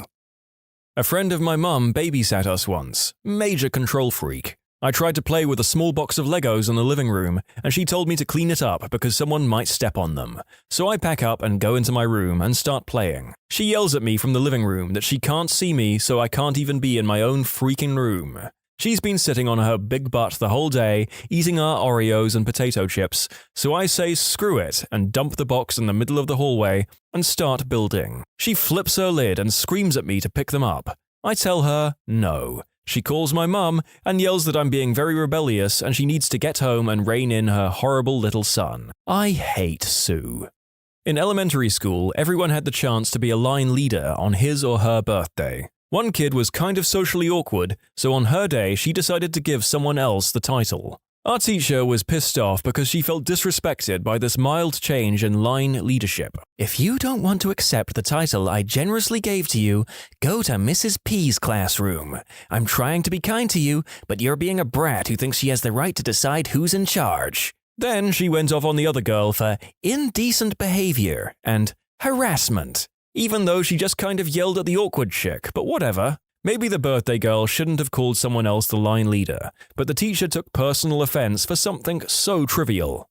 Worked at the concession stands at the beach one summer. Whenever responsibilities were given out of who was supposed to do what for that day, one of my co-workers would suck up to the supervisors, so they would give him the clipboard for him to decide who did what. Naturally, he never assigned himself anything. After handing out the jobs, he'd go and sit in the little office inside the stand and do nothing, while the rest of us worked. One time he assigned me the job of cleaning the boardwalk. I was to take a broom and dustpan and walk the entire length of the boardwalk looking for litter to sweep up. The idiot didn't know that the cleaning of the boardwalk wasn't the responsibility of us concession stand workers. That job belonged to the workers employed by the state. We concession stand workers were responsible for the cleanliness of only the small cement patio area directly in front of our stand, not the boardwalk too. I took advantage of his stupidity and I walked down the boardwalk long enough to be out of sight of my concession stand and sat down on a bench for a couple of hours or so, resting and relaxing while he was doing the same in the office. When working fast food, I was told to scrub the bathroom floors. It was already really clean, so it didn't take long. I went back up front, and before I could say anything, my supervisor sent me back to do a better job. Went back, locked the doors, and played on my phone for over half an hour. Later, I was told that the bathroom looked really great. Easiest hour of my time while working there. I was at a completely empty airport and only needed to identify myself before I could pick up my luggage. There was no queue, so I skipped the line. That butthole at the desk made me walk back and compelled me to zigzag all around the fences where nobody was standing. And afterwards, he and a colleague laughed at me because he knew he could use his power like that. At first, we obviously didn't go back because it was bullcrap. However, he refused to help us then, so we rolled our eyes and did it anyway, just to get it over with instead of making a fuss. It was a small foreign airport and authorities would not give a crap about complaining tourists. And that, ladies and gentlemen, was the closest that small, petty airport attendant ever came to feeling joy. Anybody who is involved in running a homeowners association. Back when I lived with my parents, there was a woman on the HOA that lived across the street from us. Both houses were on the corner. She decided that there was too much traffic on the street in front of her house in the morning, so she decided to put up an official-looking sign stating that no one could turn right at the stop sign in front of her house from 6 a.m. to 3 p.m. Mind you, people were turning right at that corner because there was an elementary school located on the street behind her house, and many people needed to drive there. But she didn't care, it was disrupting her, and she wasn't going to allow it. However, I also needed to turn there to get out of the neighborhood for work, so one night, a few days after she put up the sign, I stole it. She put it up again. I stole it again. She responded by selling her house. Justice was served. I have a good friend who is on the board of his association. He is also a trained mediator and a really good guy. The board is only 3 people, basically because no one else wants to put up with anyone else complaining. This position wears on him so bad. I don't think he has actually ever delivered a written delivery, which would be a violation or order, but simply talks to people. Oh, your yard isn't mowed because your wife has been in the hospital. No problem, get it done when you can, type of guy. His stress comes from the neighbors complaining and tattling on the people next door over the smallest stuff. I honestly feel bad for him many days. My dad actually got elected to the head of an HOA because he wanted to chill it out a bit. He would get really long letters from the previous HOA head, and they were just massive rants about how he needed to buckle down on these people that had next to nothing wrong with their yards, fences, or whatever tiny BS this guy deemed unacceptable. My dad just told him TS and to stop complaining about every little thing. It was me. I was working at the tax office. Someone called up. Their return was late, so they had a $100 fine. He also owed some tax. Not a lot, but enough. So he calls up and he's telling me about how he hadn't been working this year and things were tight, and I'm sat there filling in a form to put him on a payment plan. And then I realized this was a kid from school that had bullied me. So I told him it was TS and he had 30 days to pay before we added another fine. Then I closed the form and ended the call. Wanted to relocate with my cool little rabbit. Brought a ticket and confirmed with the airline beforehand. Ticket had a comment that said, authorized to travel with a rabbit in the cargo hold. Paid extra. On the day of my flight, after security checks, some lady who's the chief service officer, which basically was a 50-year-old flight attendant, said we're not flying. The rabbit will escape and chew electrical wiring and kill us all, apparently. Also, she had no superior and reported to no one. It took a lot of tears from my SO, lots of shouting from me, and 1 hour to get her to get special approval from the captain. I don't think I could ever take the little guy back now, stuck in Germany for a few more years. That lady made the day of starting a new life extremely traumatic. Frick you, Hannah, wherever you are. Security guard at a community college. This guy was the definition of a rent-a-cop. Big, fat, awkward, no gun, and a whistle that he was not the least bit shy about using. A girl I was hanging out with needed to go up there to turn in a form, and I went with her. We got there, and the parking lot was deserted. That's when we realized it was a holiday weekend, but since we had already driven up there, we went to see if the offices were open. Sure enough, the door to the administration building is unlocked, so we go in. After walking around for a bit, we realize that all the offices are closed, so we decide to cut our losses and head out. Suddenly, from the other end of the hall, we hear, "Freeze! Stop what you're doing right now!" It's the tub of crap security guard who comes down and starts screaming at us like a drill sergeant, demanding answers for why we're in the building, accusing us of breaking in and not letting us get a word in. Finally, I just cut him off and said, "Dude, we're enrolled students and the flipping door was unlocked. If you honestly think we're here to rob the place, call the real cops, but we're already on our way out." He then yelled a couple of things about this being our only warning, etc., as we walked away from him and left. What's your top, "holy crap, that worked" moment? A guy we'll call Bob left the company I was at. A year or two later, he started recruiting people from our company. I was interested, so I flew out for an interview. First 5 interviews went great. Seemed like a good group to work with. The final interview was with the HR director. It went okay, and then we got to the pay part. I said I wanted X amount. She said the average pay for my experience and position was X minus 20K. My response was, "Bob didn't fly me out here because I'm average." I have no idea why I said that, but I got the job and the pay I wanted. Months later, when we were getting drinks, Bob brought that up. Apparently, HR director thought I was very quiet and introverted from our interview, so my response caught her even more off guard than it caught me. Used an electric palm sander to clean the soap scum out of my tub. Put a sponge right on the bottom and turned that bad boy on. I thought my tub was just naturally eggshell colored. Nope, it's pure white. I once got fired from a job at the grocery store. I really needed money though, and no other place was hiring. So a week later, I just showed up and started doing my job as usual. No one said anything, and I got my pay at the end of the week like normal, and I stayed at that job until I quit a year later.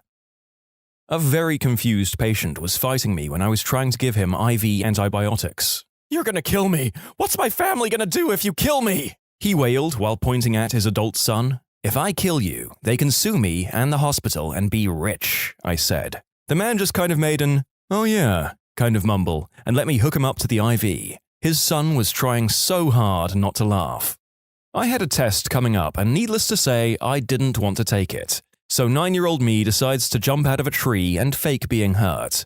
I didn't go to school for the next 2 days. I realize now that I could have just said I fell out of the tree. I didn't actually have to do it. My first edition PS3 stopped working in 2011. It would turn on, but it would never read a disc. About 6 months ago, I randomly found a video on YouTube with like 120 views that was basically a 12-year-old kid showing that if you lift the PS3 vertically when loading a disc, it'll start to read. I tried it and boom, that trick worked. I choose to believe that the child in this video was this commenter's personality from an alternate reality. The 12-year-old was him after he fixed the PS3 in 2011. To get out of an after-hours work event, I came up with the quickest thing I could think of and told my boss that my iguana was sick and I had to get to the pet store to pick up his medication before they closed. I don't have an iguana. The next day, I changed my desktop background to a photo of someone else's iguana. People kept asking me for weeks how my iguana was doing. Had the infamous red rings of death for an old Xbox 360 at one point. Called up a buddy. He told me to turn it off, hold it about 1.5 feet above the floor, and just drop it. I figured that I couldn't make it much worse, so I dropped it. Worked perfectly ever since. My first vehicle was a 1985 Dodge Ram that had about 300,000 miles on it. Needless to say, it wasn't exactly reliable. Anyway, my friend and I had tickets to go see a concert in a city that was about 3 hours away. We made it there just fine and had a blast at the concert. We couldn't afford to stay overnight, so we started on the long journey home. If all went well, we could get home around 3 a.m. There was one stretch of highway where there was 60-ish miles between towns. It's pretty much the worst place to break down on that journey. There were big signs warning travelers to fill up with gas before leaving town, but I had half a tank. My truck sputtered out and died almost halfway between the two towns. It sure sounded like I ran out of gas, but the gauge still showed half a tank. All had not gone well.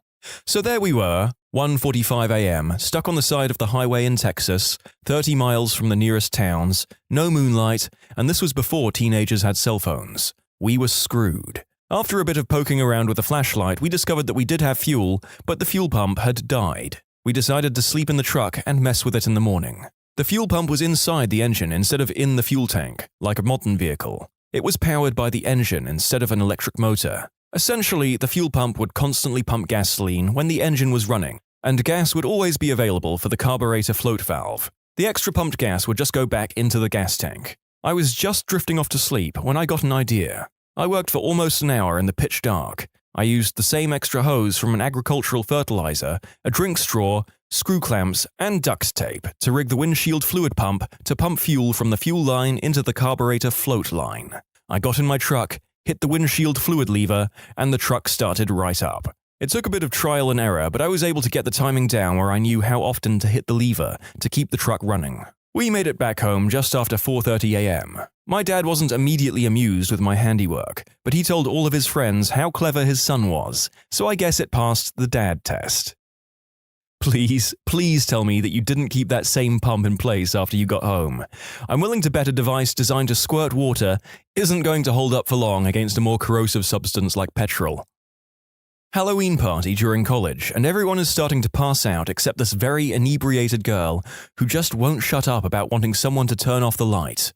I pulled the sleeping bag over her face and said, "Click." She said, "Thank you," and went to sleep. My friend and I looked at each other amazed that it actually worked.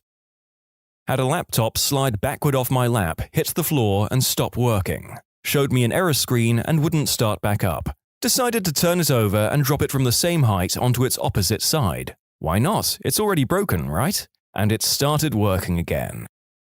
Have you tried dropping it off and on again?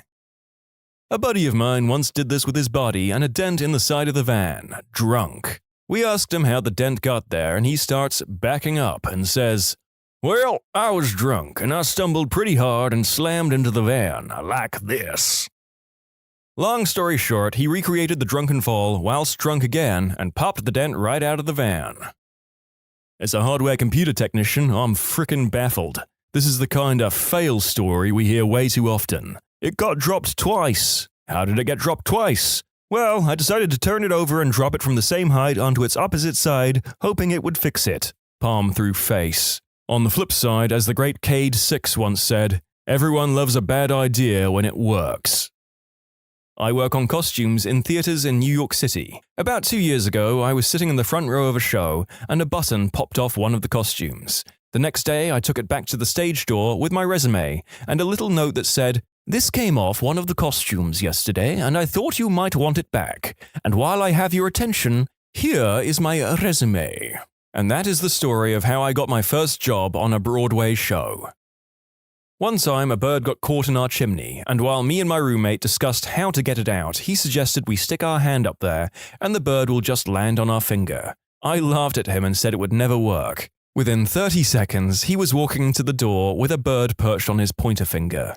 "Hi, narrator here. Is your flatmate Bernie Sanders or Snow White?" I was hiking with a friend, and a mountain lion/cougar/puma crossed our path about 30 yards ahead of us. My friend turned around and went, "Oh crap," and began to run, at which point the cat started running straight at me. I put my hands up in the air and yelled, and it stopped to a skid and ran in the other direction. I have a Verizon Center staff lanyard that a buddy gave to me from some concert 10 or 12 years ago. It literally says nothing but Verizon Center and staff. White letters on a black background, and then has a small barcode and some illegible gibberish on the other side. It could be entirely fake, as I've never seen anyone else use one like it. So far, 3 free concerts and 1 free NBA game. Half afraid to keep using it, especially since the arena changed its name. I can't get anyone else in with it, so while I can literally go anywhere, I have to do it alone, which is much less fun. I once showed up 8 hours late for work. My company was trying out this crazy 3-shift schedule and would change every day, but there was no order to the scheme. If you didn't check what the manager put out that day, no one knew when they should be at work the next day. So after a hard shift, I forgot to check that bad boy. And when I came in the next day expecting to arrive at the shift change, everyone was at their desks working away. Someone sees me and asks, "Hey, did you get moved to this shift?" I picked up a clipboard and said, "No, just here to, inspect." I spent about 10 minutes walking around the office just nodding or scribbling notes before I went home. Not only did I not work that day, one of the managers thought it was awesome that someone was checking up on projects. In college, I had one class where the professor was very disorganized. He was always losing crap and forgetting to grade stuff. It was a small class, so there were only 7 of us, and we decided to do an experiment. On the day of exam, we asked him if he had graded the exam already, and being the disorganized mess that he was, he said yes. So that day, we never took the exam, and a few weeks later, everyone received a 100. His explanation was that he couldn't find the exam papers, but was sure everyone studied hard and did a good job. By the way, we didn't scheme to get out of an exam, and as far as I know, everyone studied. We just thought to do it for laughs, but it ended up working out well. The time I avoided getting in trouble by being really boring. About 6 years ago, I was at my ex-girlfriend's house on a Sunday. Behind her house was a service center for city vehicles. So, since it was a government building, it was closed on Sundays. Behind the main building was a trail that you can walk down for a couple of minutes and get into a subdivision. So me and my ex decided to drive down the head of the trail behind the building and try out the mini bong I had recently purchased. So we pull up and I take the bong out, and I am holding it out the window, pouring a bit of water into it, when I look in the mirror. There is a frickin' cop car 15 feet behind me flying up, and here I am dangling a bong out the window in front of them. I bring the bong back in and throw it under my seat and push a sweater on top of it. The cop car has now pulled up right behind me, and 2 cops are dashing up to the side of the car. "What's going on? You can't be back here. It's trespassing," said the cop on my side of the car. "Oh, hey officer, we were just, going geocaching." "What's that now?" "Geocaching, sir. Here, look." And I take my hiking GPS out of the dash and show it to him. I then go on a 10-minute long spiel about geocaching and what's it all about, and I am super dry about the whole thing. My speech ends, and I'm looking at him and he just says, okay then. Well, have a nice day." Should I leave, sir? You said this was trespassing, after all." Don't worry about it." And both cops get in the car and left. No idea how that worked. It's good to know that if I ever get into trouble with the law, I might be able to get out of it this way. I'll just describe my editing process for this job. Some other comments to this post read, "The police fled for fear of being bored to death. Jeez, trespass or whatever, I don't care. Nerds." Moved offices at work. Tried admin/password on the new router login page. Who has 2 thumbs and higher bandwidth? This guy.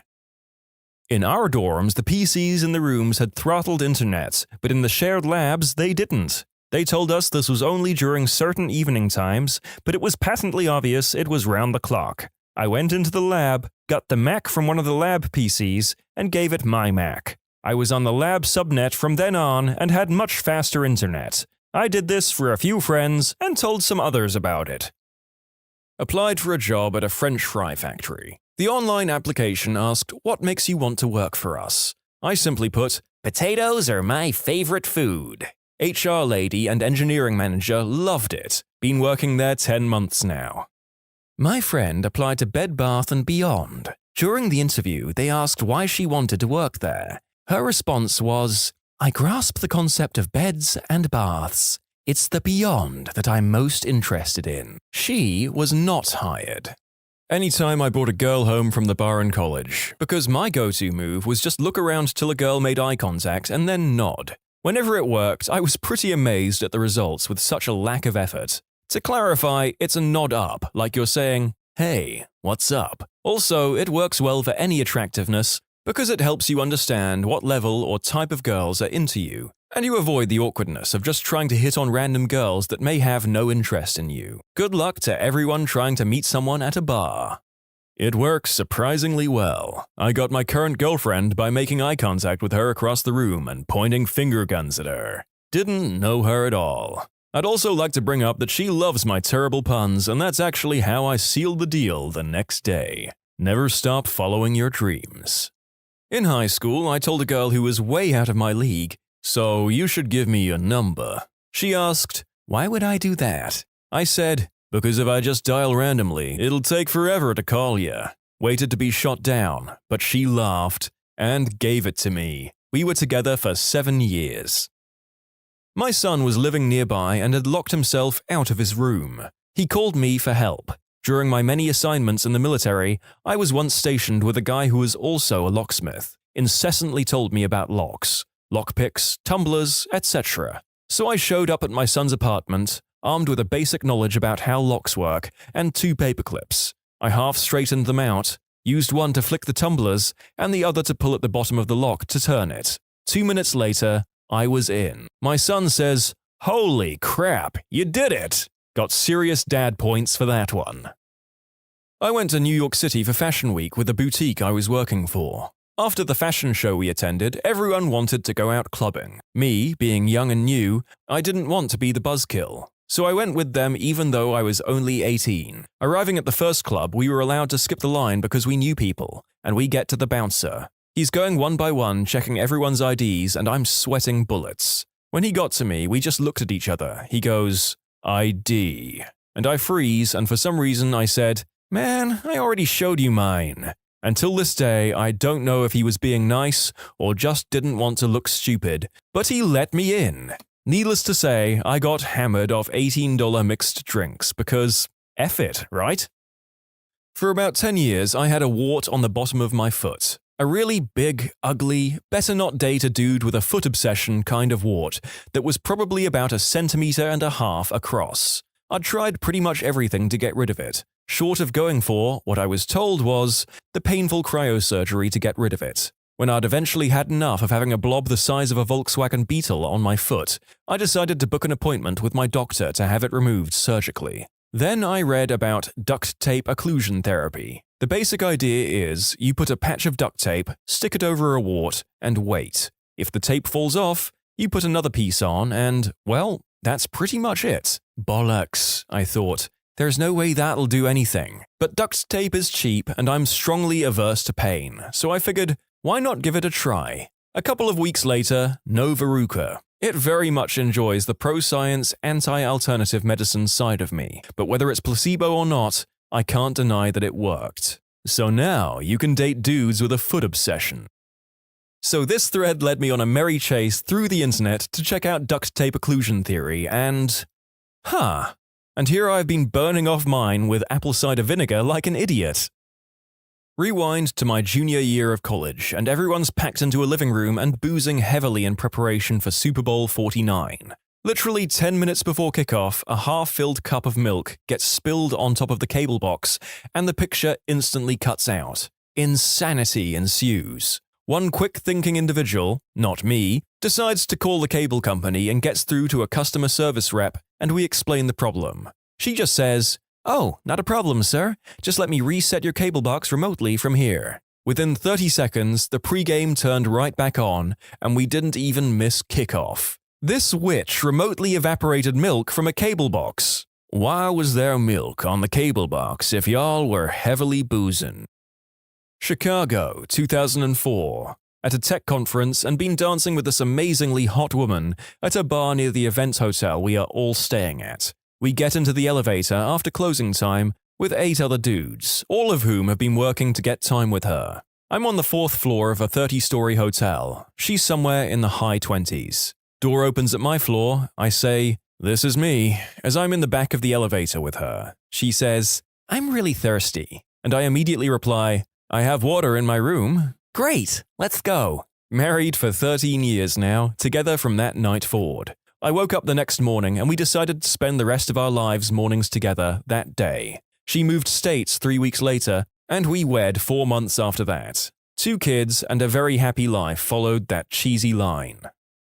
We have this maths course that's necessary for my major at school. I loathe math and might actually be a little number dyslexic. Dyscalculia for those interested. For this reason, I didn't take the course too seriously, and then, when I had to get my butt into gear, could not understand the end of the course material whatsoever. Fast forward to finals time, and I needed greater than 88% on the exam in this class to pass, and it wasn't going to happen, so I decided to study for my other exams and just retake the course. I decided to at least go to the exam and bullcrap it using Excel. Test was in a proctored lab and Excel was an allowed tool, as well as my limited math knowledge and whatever test-taking skills I had. Guessed on a majority of the questions, muttered the old YOLO, and hit submit. Frickin' 89%.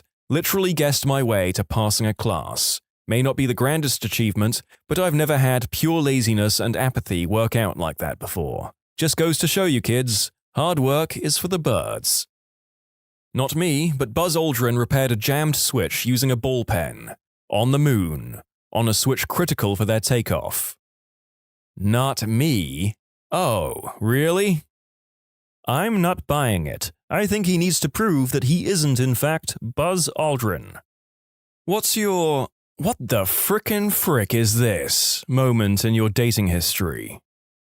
So I've known this guy for almost a year now. Not really good friends or anything, more casual acquaintances. We have a bunch of common friends and see each other from time to time, parties, etc. A couple of months ago, he started messaging me, first on Facebook, then by text. He got my number from a friend of mine. He didn't ask me for it. And most of the time, I responded just to be polite. He's nice enough, but not really my type.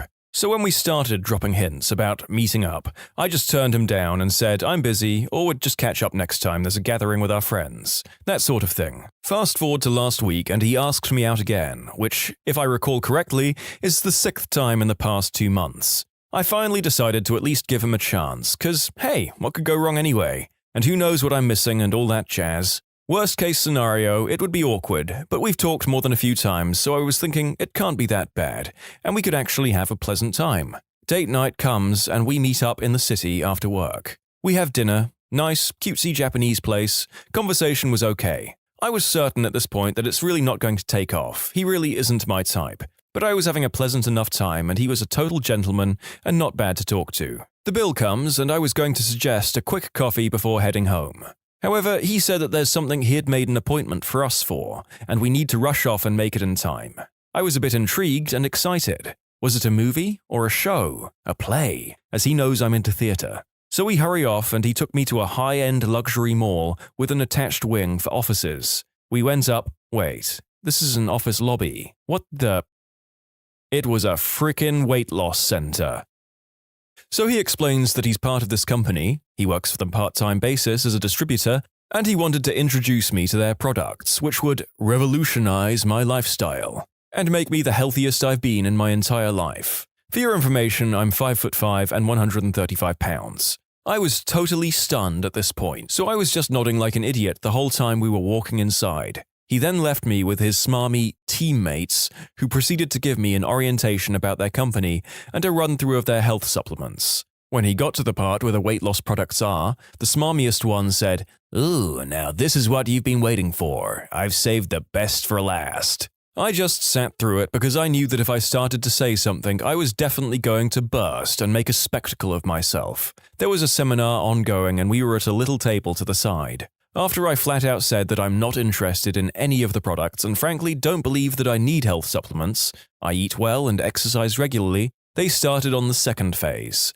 introducing me to the business aspect of it. Basically, it was a networking model of business where you not only sell the products, you also recruit people to sell them, and they would be under your team, and you get a commission for every sale they make. They rhapsodized about the wonders of the product, how easy it is to sell, and how much money I could be making, because they could tell I have the right kind of personality and network for it. Registration was only $1,000, and it was consumable in products, which I could either use or sell to get my registration money back immediately. I wish I could say I flipped the effing table and screamed at them to F themselves with their health supplements and hope they overdose on their products. But no, right after the talk, I just said I should head home since it was getting a bit late. The guy actually messaged me to say that he had a good time and he hopes to see me again, and that I would consider their products and the business opportunity. I called up some friends and went out for drinks because F your health supplements, that's why. You know, I've been on some bad dates in my life, but none of them were join my pyramid scheme bad. I'll take my dates being into unexpected kinks any day, I suppose. When I was a teenager, I worked at a retail store in the mall, and a guy who worked a few stores down would always come in and talk to me. He was super sweet and genuine and would randomly take me to lunch or bring me coffee and the like. It was just nice to have someone to talk to and who seemed genuinely interested in me and what I had to say. He asked me on a date a few times, and I always declined. I don't like the idea of dating someone who I work with or work next to, just in case it goes sour. After a month or two, I finally agreed to go on a date with him, because good guys are hard to find. I couldn't just let him pass by. He picks me up at my house, and on our way to dinner, we get into a car accident. The driver's side was T-boned pretty badly, and we ended up having to go to the hospital where he contacted his roommate, who then contacted my date's girlfriend. After my freshman year of college, I met a guy on OkCupid, and we went to get dinner at Fridays as our first date. Offered to give me a ride, but I said no. He was a couple of years older, well-dressed, and started talking about how he'd started his own business after college, and it was going well. Good for him. Bragging a bit, but hey, that's an accomplishment. So after we order, he says, "Let's play a game. We'll each take out our wallets and compare what's in them." Wasn't a joke, literally just started showing me his credit cards and bragging about the high limits, ending with a, "Clearly, you can't afford to pay for this dinner, but don't worry, I could cover you." I was annoyed and protested, but he wouldn't take no for an answer. So as we leave, he says he wants to show me his car. Unfortunately, it was before mine in the lot, so I had to walk by. It was a white, windowless serial killer van. He begged me to bang him in it, right there in the Fridays parking lot. I was pretty glad I drove separately.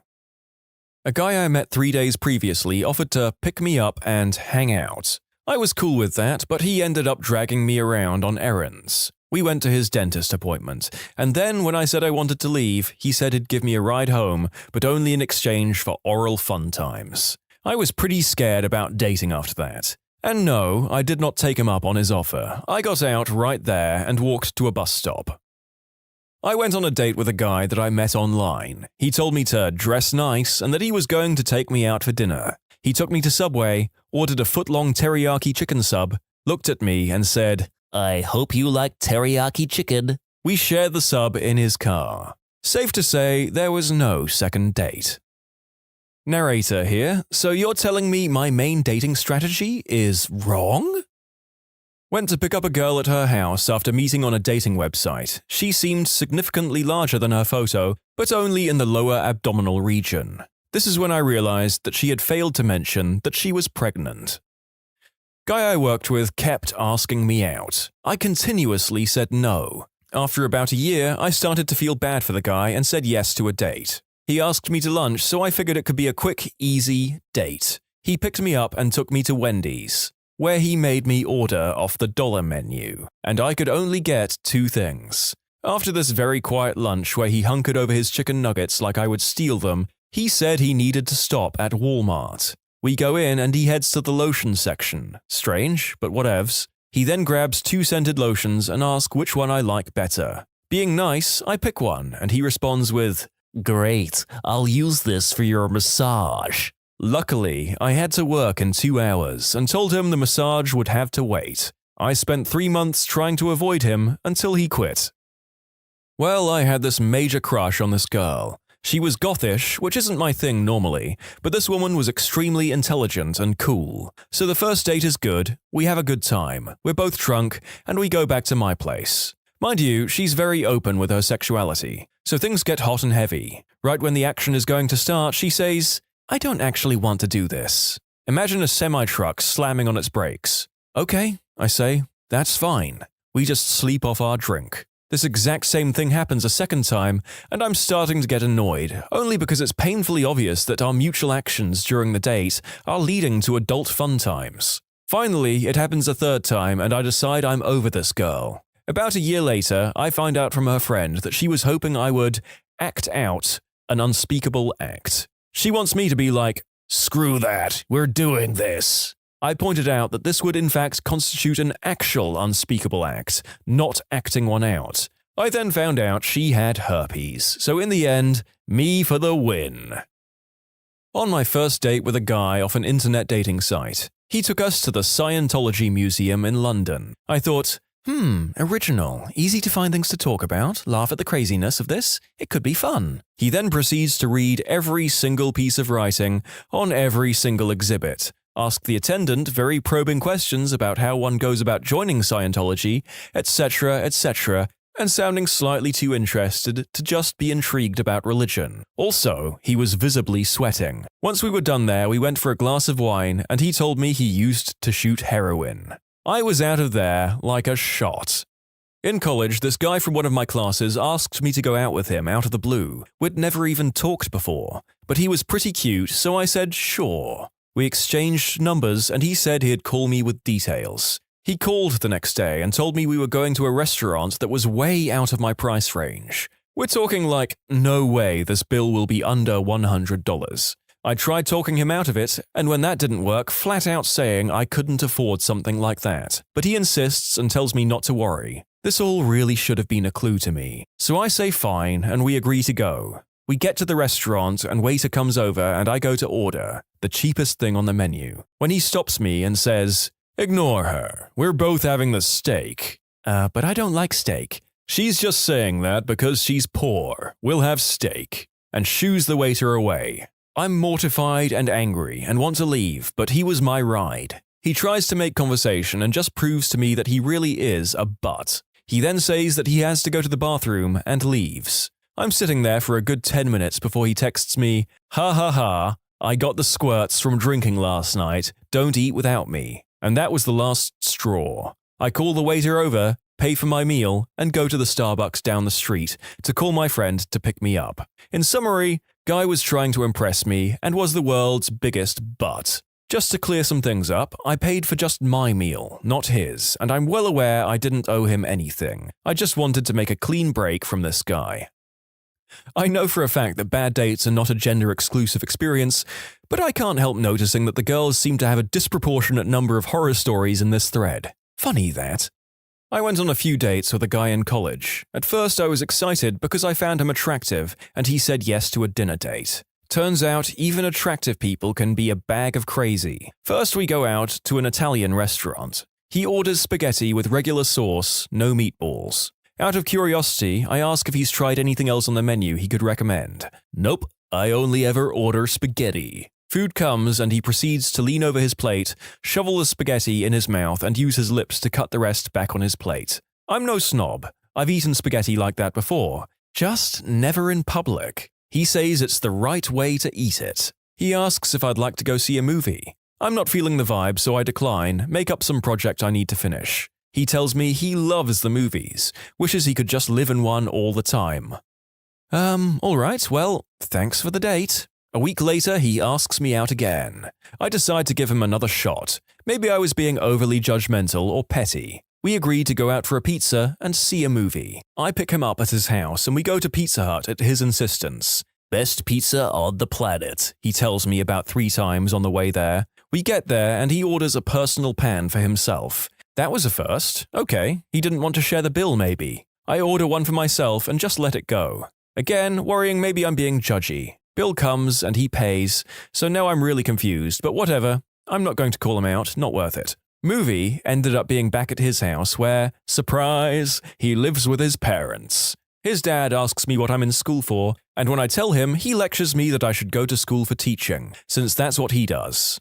Okay, nice meeting you. We never did watch the movie, spent the rest of the evening with him showing me all his WWF wrestling memorabilia and bossing his mother around Cartman style. His life goal was to get his old job at Blockbuster back, since it was the most fun he'd ever have. His favorite way to spend Christmas was when his mum let him open everything the night before, so he could spend the day at the movies, avoiding all the relatives that come over for Christmas dinner. He hated everything his mother cooked, and counted off to me the only 10 foods he would ever eat, hated everything else, and didn't even need to try it. Did I mention he was 27 years old? A few days later, he invites me out to coffee, and I agree so I can tell him I won't be going on any more dates with him. He was nice enough, and even though he was an oddball, we never got each other to laugh. All our conversations were dry, no shared interests, and he didn't have the same values on the importance of family, so this wasn't going to work. We meet up and he orders a meal while I get my coffee. I tell him that I enjoyed our dates, but I won't be seeing him again. He yells, "So you're breaking up with me?" No, we're not anything official. "I can't believe you're dumping me." And he storms out, leaving his food behind half-eaten. I sit there for a few minutes kind of stunned, slightly amused, but okay, life goes on. A few weeks go by and now it's the holidays. I run into him again and this time we do hit it off. He seems to laugh easier, tells a good joke, etc. He asks what I'm doing for New Year's and I invite him to the party I was going to. I figure, hey, maybe we can at least be friends. I tell him about the other girls that will be there and he seems to get the hint that we aren't going as a couple. We get to the party and he loudly declares that he doesn't drink. That's fine, no one reacts, no biggie. He sits in the corner refusing to acknowledge anyone. He seems upset for some reason, so I ask him what's wrong. He's upset because the movie trivia we were playing earlier had a mistake in it. Alright, we'll get the info off the box and write to them. He seems to cheer up after this. Later he sneaks into the kitchen and begins to prepare himself a mixed drink by pouring a little of everything into a glass. He doesn't notice me and he's talking to himself going, "Yeah, a little of this, ooh, maybe some of that," and he takes a sip of his rum, cranberry, Malibu, Dr. Pepper, orange juice, mint schnapps with a splash of tap water, and pours the rest down the drain. I don't think he wanted to admit that he didn't know how alcohol worked. On the drive home the next morning, he pretended to have a hangover and didn't talk much. I'm driving and the roads are icy, so I'm not minding the silence. About 30 minutes left in the trip, and he asks me what I want to do with my college degree. I tell him my plans and stuff I'm excited to do. He then says, "I don't see the point of you wasting your time getting a degree. You'll just be spending the rest of your life raising my children and cooking me meals that I like." It took all I had not to dump him off right there on the freeway. He continues to say demeaning nonsense about our future, how he'll convince me to drop out of college, how pointless it is for all women to get degrees, blah, blah, blah. My ears begin ringing with rage. I've never had someone say anything so outrightly unsupportive or sexist like that to my face. I knew he had some strange social issues, maybe some anxiety about trying new things, but this was too much. I calmly told him I was not going to be told my lot in life is to raise his babies on his part-time Blockbuster paycheck. I didn't say another word to him, just dropped him off at his car and drove off. I did learn never to feel obligated to put up with someone's bullcrap. I kept giving him chances when I shouldn't have. But in the end, I think I needed to learn that lesson. Now I'm really careful about not leading men on, especially if they have poor social skills. There's been a few, but the absolute worst was the woman who turned up to the pub with literally no money, expecting me to buy her drinks and dinner. I wouldn't have minded if she had told me beforehand, but this was completely out of the blue. So anyway, we sat there making awkward conversation, or at least I tried to start a conversation, told her about my life, asked her questions. She was too busy texting and phoning her friends to really take notice. So eventually we did get talking, then out of nowhere she told me that she killed her dog. Not accidentally either. I just upped and left and avoided all contact. That was 2 years ago. Ah, the Irish goodbye. Effective for parties, conversations with your racist grandparents, and antisocial dates who have killed and, for all we know, eaten their dogs. There are some worthwhile theories about this lady in the comments. She just wanted a free meal but didn't want a date. Jenny, how do I get out of this date? Tell him you killed your dog, lol. With dating, you have to avoid people who are just hungry. I had just gotten into college and was single, so I couldn't wait to meet some girls there. I sat next to a really cool girl in German class, very outdoorsy, went camping a lot, which is awesome, I do too. On the last night of a project we were working on together, I gathered the nerve to ask her out, and she quickly said, "Sure." I picked her up the next night, and we go to dinner. Everything is going great, had some good small talk, laughed quite a bit. Then the food arrives. She immediately pulls out a Bible from her purse and says we should recite a passage before eating. I'm an atheist, but I don't really mind if a person is religious.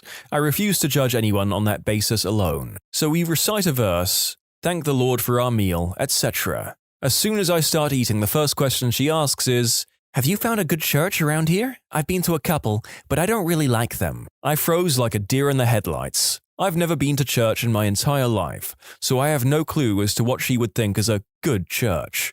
After contemplating what to say for a second, I decide to just tell her I'm an atheist. I mean, heck, I don't care that she's religious and said a Bible verse or prayer before the meal, so maybe she won't care that I'm an atheist, right? Not even close. She gives me this weird, evil, astonished look, immediately grabs her Bible, flips through it for a second, and starts quoting a passage about sinners going to hell. I knew I should have gotten up and left right away, but I have an entire steak I just paid $25 for sitting in front of me. I hurry up and down the steak, potatoes, and vegetables in about 10 minutes. During these 10 minutes, she's still reciting passages, talking about how I'm going to hell. I just nodded and continued inhaling my food. Pulled out a piece of paper with about 5 cab companies' phone numbers on it, grabbed about $75, threw it on the table. The only thing I said to her was, "That should be plenty of money to pay for dinner and get you a cab home." The next day, she texted me and sort of apologized.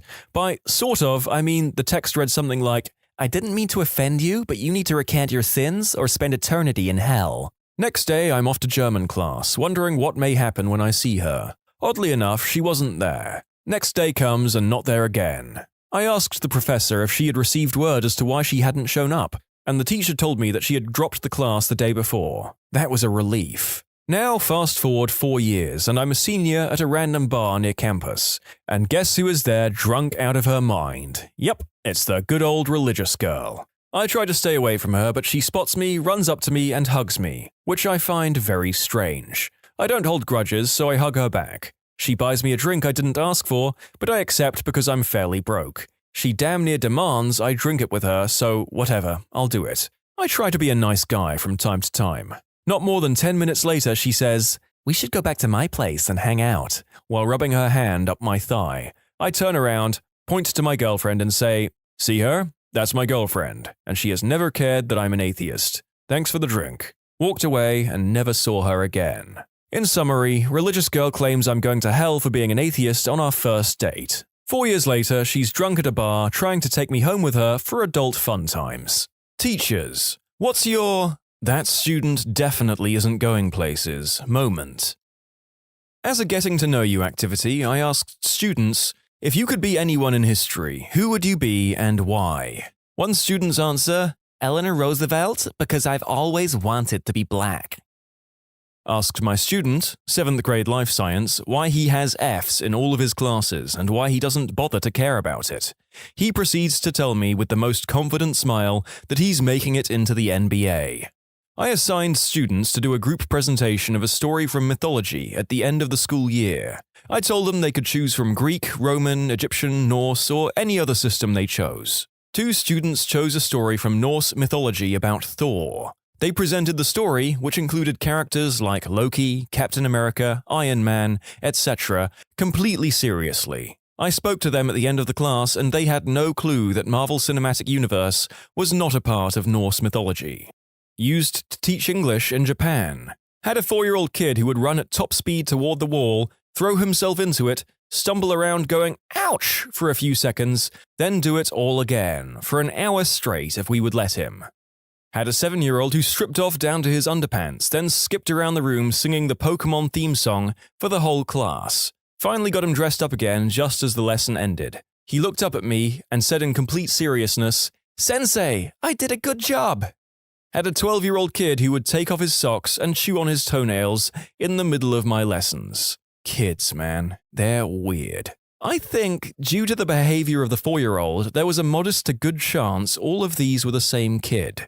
It's not uncommon as a teacher to have students who are a bit behind the curve in certain aspects, but 99.9999% of the time, they are keen on something.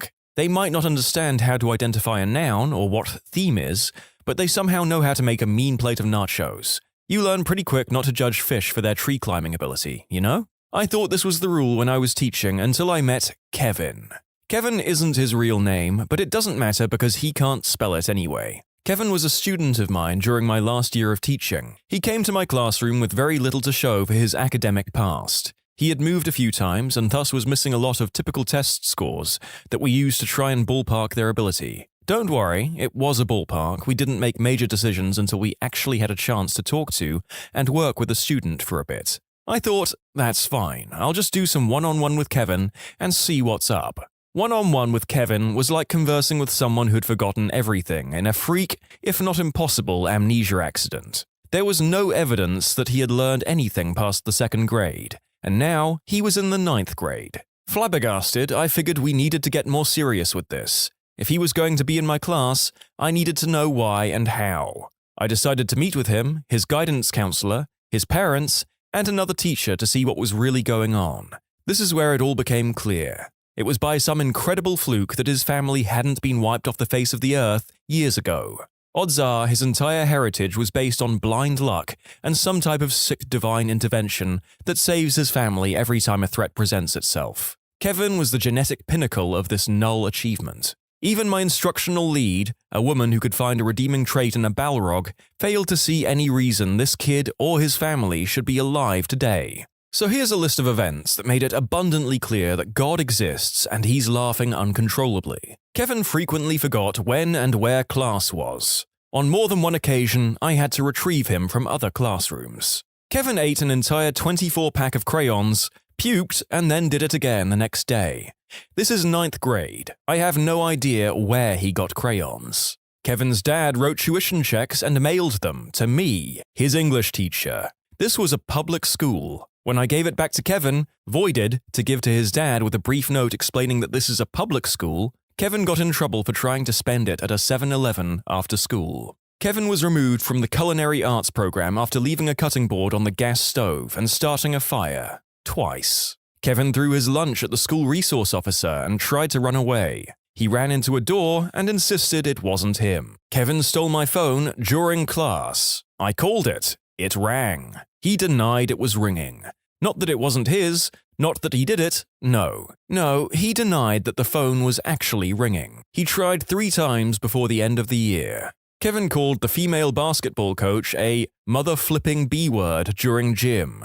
Basketball tryouts were that afternoon. Kevin tried out. It didn't go well. Kevin's mum could never remember which school he went to. She missed several meetings because she drove to other schools, none of which he ever went to. Kevin tased himself in the neck before a football game. Kevin kept a bottle of orange Kool-Aid in his backpack for about 4 months. He thought it would turn into alcohol. He drank it during homeroom and threw up. Kevin said the N-word a lot. Kevin was white. The high school was 84% black. Kevin got beat up a lot. Kevin stole another student's iPhone and tried to sell it back to them.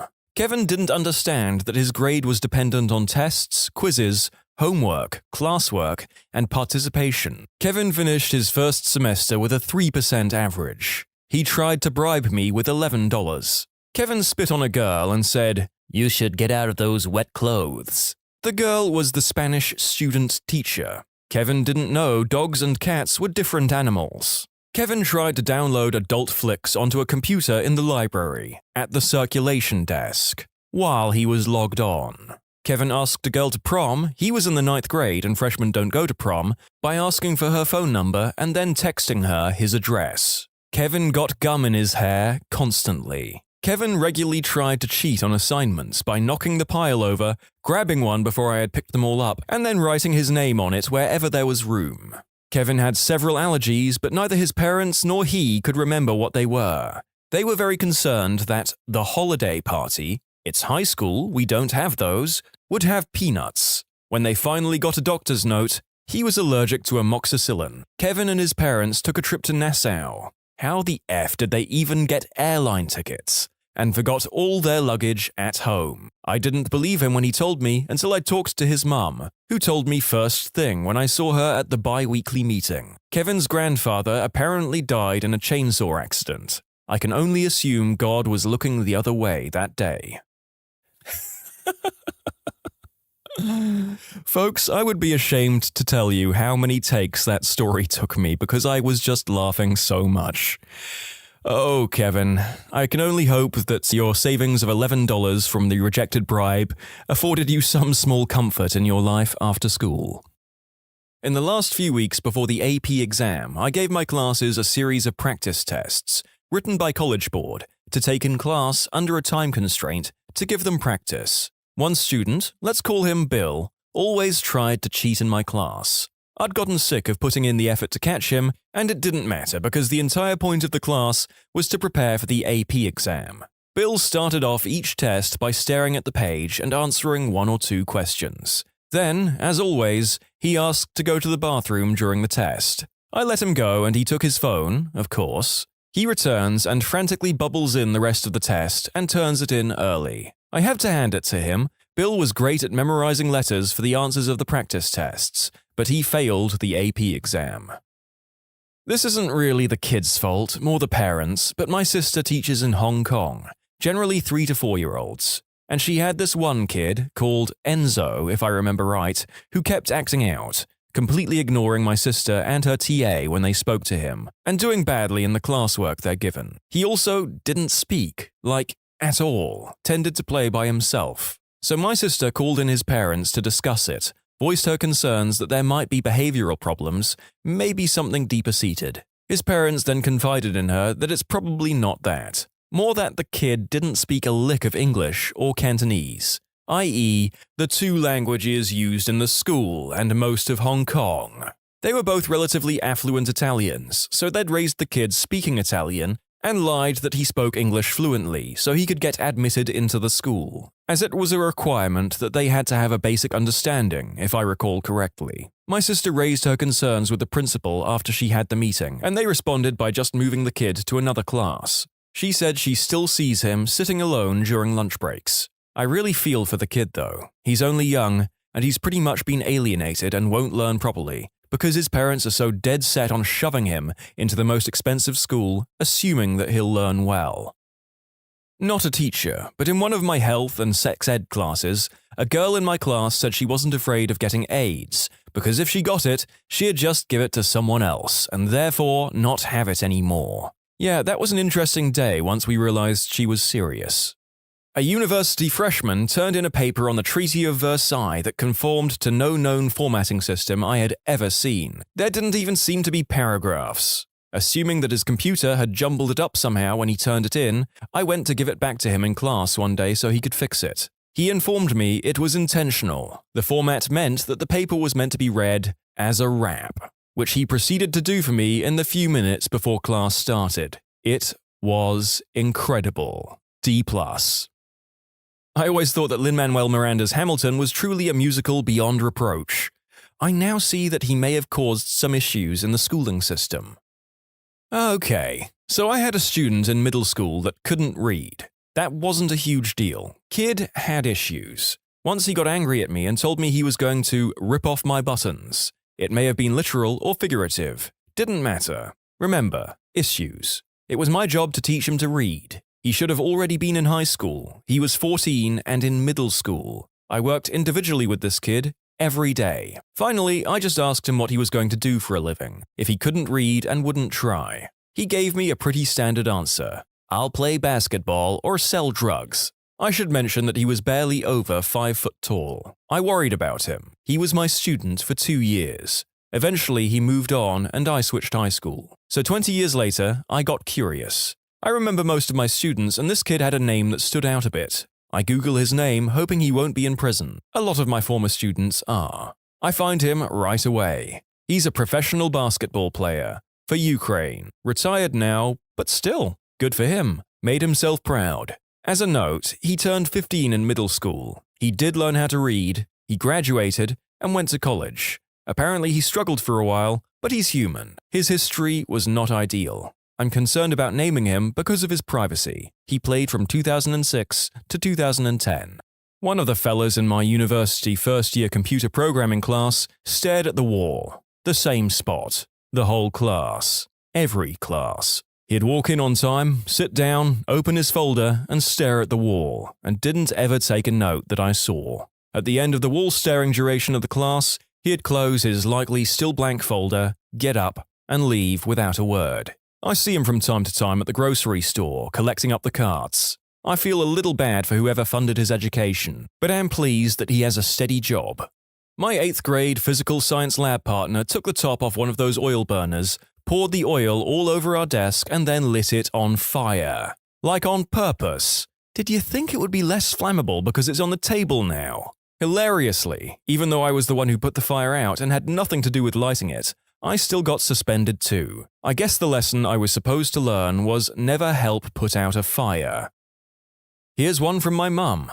The class ate at one of those medieval-themed restaurants on a field trip, and one little brat took advantage of the setting and the overflowing cleavage. He referred to the waitress as his wench, and demanded that she butter his bread, all so she would bend over to better reveal her bountiful bosom. He ordered the turkey legs, then wielded them theatrically like Henry VIII, while thanking the waitress for giving him a bone. When my mum got home, she said he was a sexual harassment lawsuit waiting to happen. I'm late, but I have a winner. The class was an applied math course for high schoolers, and we held a paper airplane design contest. The rule was that you could use anything on the table to make your airplane, and that the person who threw theirs the furthest down the hallway would win. The table had all manner of things on it: printer paper, construction paper, tape, rulers, compasses, toothpicks, duct tape, paper clips, masking tape, a stapler, and even Elmer's glue.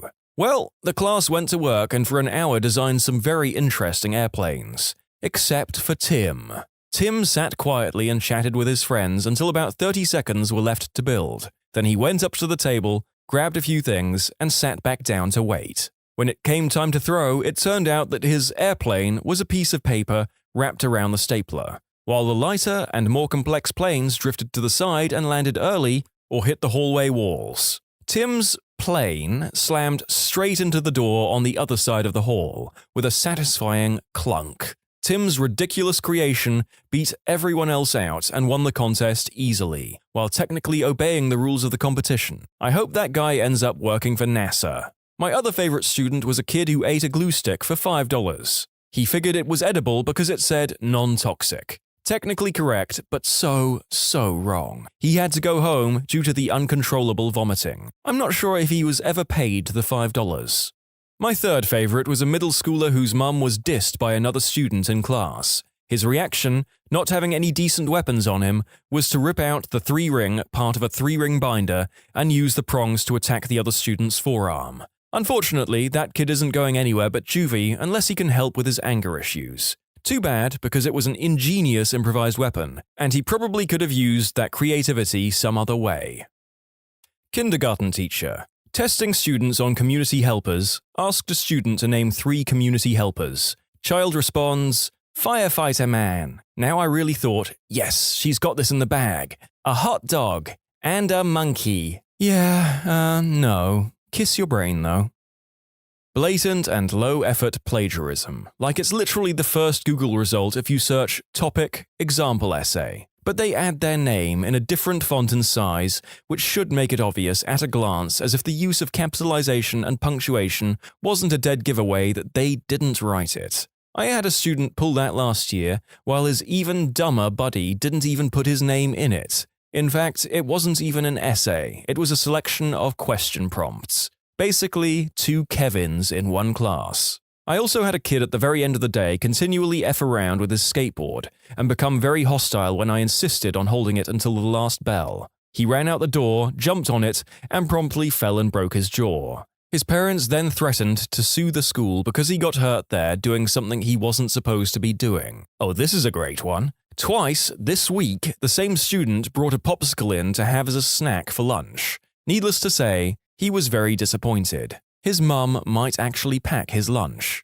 Blatant low-effort plagiarism is not exclusive to younger students. Look forward to it all the way through university. As for the popsicle kid, that seems like another case of neglectful parenting.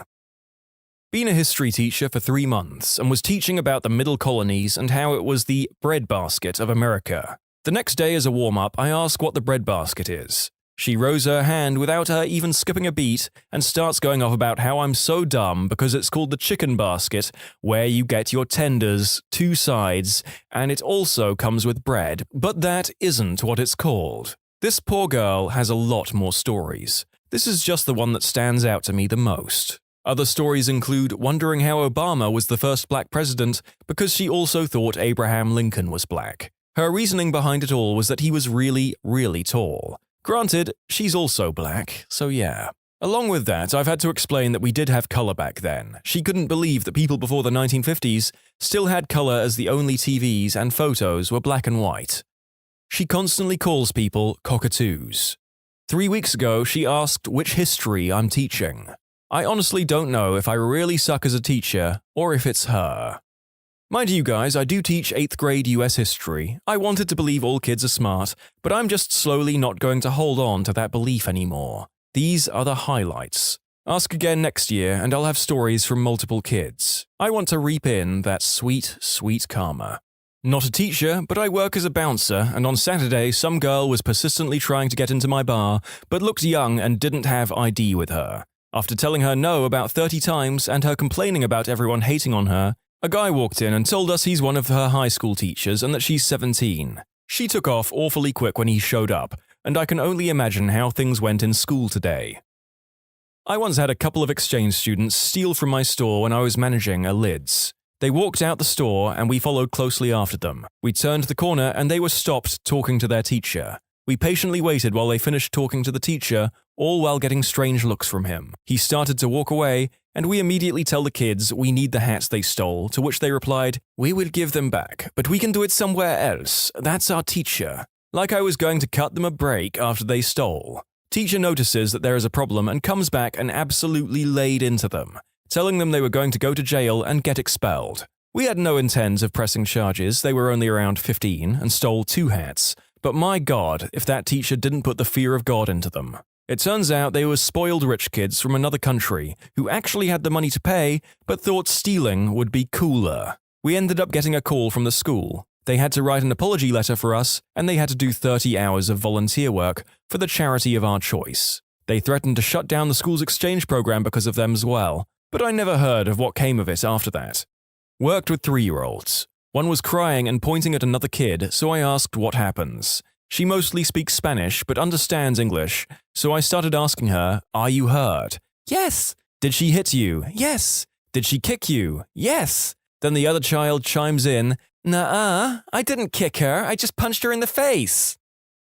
My sister is a teacher from a local school. Like many great teachers, she's also responsible for a form group. In this case, a rowdy and rambunctious group of 15-year-olds she'd inherited from a newly retired teacher. Some kids stand out more than others, and not always for the right reasons. The epitome of that rule existed in my sister's form group. She had the misfortune to be called Xena by her Tumblr feminist mother, and Xena herself had followed firmly in her mother's footsteps. She was considered unpopular, and certainly the other kids were unfair and cruel, but she didn't help matters herself. My sister has told many stories of Xena, up to and including the time she spontaneously began speaking in an accent, which sounded like the illegitimate offspring of a Pakistani accent, Irish, and a speech impediment. The accent vanished as mysteriously as it had appeared over the course of the lunch hour. The time she claimed the powers of clairvoyance in chemistry. The kid torching pencils with a Bunsen burner apparently never particularly cared if their great-aunt Doreen wanted to warn them of misfortune. The time she shaved her head and refused to wear her uniform because it was stifling her creativity. The John Cena meme was in full swing, and Xena had earned the nickname owing to her buzz cut and unfortunate head shape. Kids would hum his theme tune upon seeing Xena in the school. A memo was sent around the faculty concerning the matter, but half of the staff were convinced that John Cena was a politician. My sister was running improvisation drills when Xena broke in with one of her prime stories. She was the daughter of a Mauritian man named Jonathan, she said. Her skin was the color of milk, smooth and pale. Jonathan was a man of great importance. She had been born in Mauritius and swiftly smuggled over to the UK with her mother. As a newborn. Born and raised in England, by the way. There was a beat of stunned, awkward silence until a particular crapbag of a child screeched, "John Cena!" and slammed his mate's head into the desk. When was your last, "I've got to get the hell out of here" moment? It was years ago when I was in 4th grade. My parents used to get into fights all the time, especially when my dad was drinking. They'd start yelling and that would turn into actual fistfights. At this time, we were living in a small trailer, and the room I shared with all 3 of my siblings was the one at the end of the trailer, near the back door. So my dad comes home drunk, Mum is angry and starts yelling, and it escalates from there. Being on a small trailer, everything sounds so close and terrifying, and as the oldest of the 4, I felt the need to protect my siblings, but I didn't know what to do. After a while, my mum starts screaming my name at the top of her lungs, and I can still hear my dad screaming too, and I knew that I needed to get myself and my siblings out of there ASAP. I ushered them out of the room, down the hallway, and out the back door, and told them to head to our aunt's place, who lived a few trailers down. My mum was still screaming for me, and all I knew to do was yell, "I got them out, Mum! We're leaving!" before also going out the back to my aunt's. I don't recall ever being that scared. Cops came, and they both went to jail and were both out in a couple of days, and acted like nothing had ever happened. A few years ago, I brought the incident up to my mum. I told her that I thought she was screaming at me to get the siblings out of the house, and that's why I had. She told me she was screaming my name because she was scared and wanted help, and didn't know who else to call for. I felt so bad because I didn't help her, but there's really not much I could have done. I worked in a factory that made large plastic items via filling molds with powder and sending into a giant industrial oven that turned to 550 degrees Fahrenheit. At the end of the week, I was cleaning said oven and my boss, not knowing I was inside, turned it on. At the sound of hydraulic doors closing, I dove out of the oven as they closed and avoided free cremation. I both got the hell out of that oven and that company pretty quick. In the fall, I was walking down the trail in the woods during the middle of the day. A raccoon was sitting in the middle of the trail facing us, sitting on its butt, head kind of lowered, bugs buzzing all around it. It didn't move at all, it just stared at us. We decided to turn around. I don't know what rabies looks like, but that's not how I want to find out. On the New York City subway, I watched a grown man pull his pants down and use the support rod in the middle of the train as leverage to take a wicked steamy dump while making aggressive eye contact with me and a few other passengers. Hey, when you gotta go, you've gotta go, man. I gave my ex a ride to his court hearing for hitting my daughter. I pointed out to him that inside there was a sign that said no cell phones, and that I would run our phones out to the car and be right back. I felt like my heart was going to break my sternum, and I had tunnel vision as I had called my sister and told her I needed her and her husband to come with their pickup truck to my house right now because I had a small window to get as much of my daughter's and my possessions out of my house before he was released from court. Just as we were wrapping up, I saw him running down the street like Usain Bolt right for me. I yelled for them to drop what they had and get in the truck and go. Just as I close my car door, he runs and tries to smash it open. I fumble with my keys to get the engine started. He then stands in front of my car, blocking my path. I dismissed my burning desire to run him over and threw it in reverse and smashed the gas pedal down the block to the next street. I'd like to say things got better after that, but that was just the beginning of the worst year of my life. Now I'm past all of that and living a better life. I was at a marketing recruitment presentation in college, and this guy started talking about how we would be able to go to Disneyland and buy Ferraris if we just signed up for his exclusive elite program. We just had to make a small down payment right there in the auditorium, and we shouldn't talk about it with friends or family because haters online had damaged the company's reputation. It was Amway, and the guy was Charlie D'Urso. Was in New Orleans interviewing for a job that required driving a company vehicle 10 hours a day that had valuable specialty equipment. Interview is going great and we get to the part about pay. Guy goes, "We can offer you $10 an hour." A big smile came over my face and I leaned over to shake his hand. He thought I was agreeing. I was telling him bye. Popeyes pays around $15 an hour here. My mum was content living with bedbugs, a creepy 50-year-old man who might pay our bills, as well as his kids and our cousins, all in a crappy mobile home that she hadn't been making payments on. It was in such bad shape, it wasn't even worth repossessing. I could never have any time to myself. I was always surrounded by bratty kids while constantly scratching at the bite marks the bugs had left. I'd go to bed at night wearing sweats with socks on hot nights just to try and keep the damn bugs off me. It didn't work. When I was around 14, I went to go live with my grandma. Of course, that made me a backstabber in the eyes of my mum, but she's not relevant in my life anymore.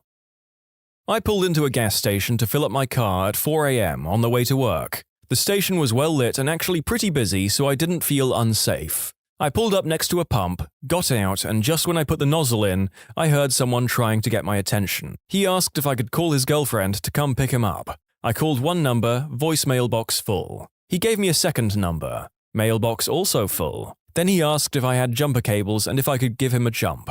I agreed, thinking the van he was nearby was his vehicle. Then, after I agree, he tells me the story of how he got there. According to him, his car had broken down at another gas station up the street. He said it was closed, so he couldn't get any help.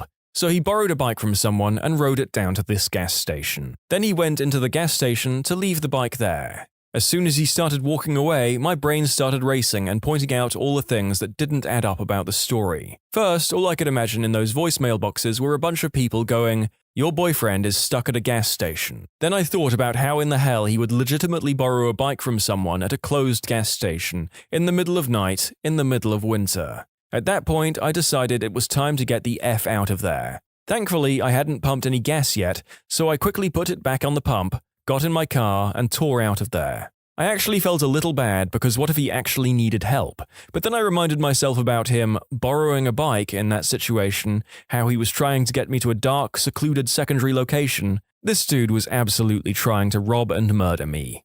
I was visiting London and just got out of a sports bar by myself at 3 a.m., drunk as crap. I decide to walk from the bar, near Leicester Square, to my hotel, near King's Cross, despite not knowing exactly where I am or how to get to the hotel. I start walking in a direction, and within a minute I'm walking down a rather wide shopping street when I see two bald guys coming the other way, both pretty much built brick crap houses, and looking like they want to start crap. They hadn't spotted me yet, but one guy suddenly walks to the side of the street and just flat out punches the steel grate in the front of a shop entrance as hard as he can. I pretty much did a straight 180, double-timed it back to the bar, and asked the nice bouncers to get me a cab. Cab drops me off right in front of the hotel, and I go to bed without getting the crap kicked out of me first. Although it's entirely reasonable that those large, shaven-headed gentlemen were simply steel-grate integrity enthusiasts, I don't blame you for noping the heck on out of there. I go to school in Poughkeepsie. One time my friends and I were walking along some train tracks by the river on a foggy night. Not smart. We could barely see 5 feet ahead, but we weren't afraid because it was a popular hangout spot. All of a sudden, we hear a loud barking and a flipping crackhead lunges out of the fog at us, barking like a dog. The fog around him cleared up and we could see more druggies lying under some leaves by the side of the tracks, watching us and laughing. Never ran so fast or came so close to crapping my pants in my life. When my now ex-husband called me to tell me the reason he was late for dinner was because he was arrested for pleasuring himself in public, I got out. I'm too old for that crap. My husband came home from a business trip early yesterday and failed to mention it to me. I heard someone jiggling the doorknob and sprinted out the back door. Not getting murdered in my own house.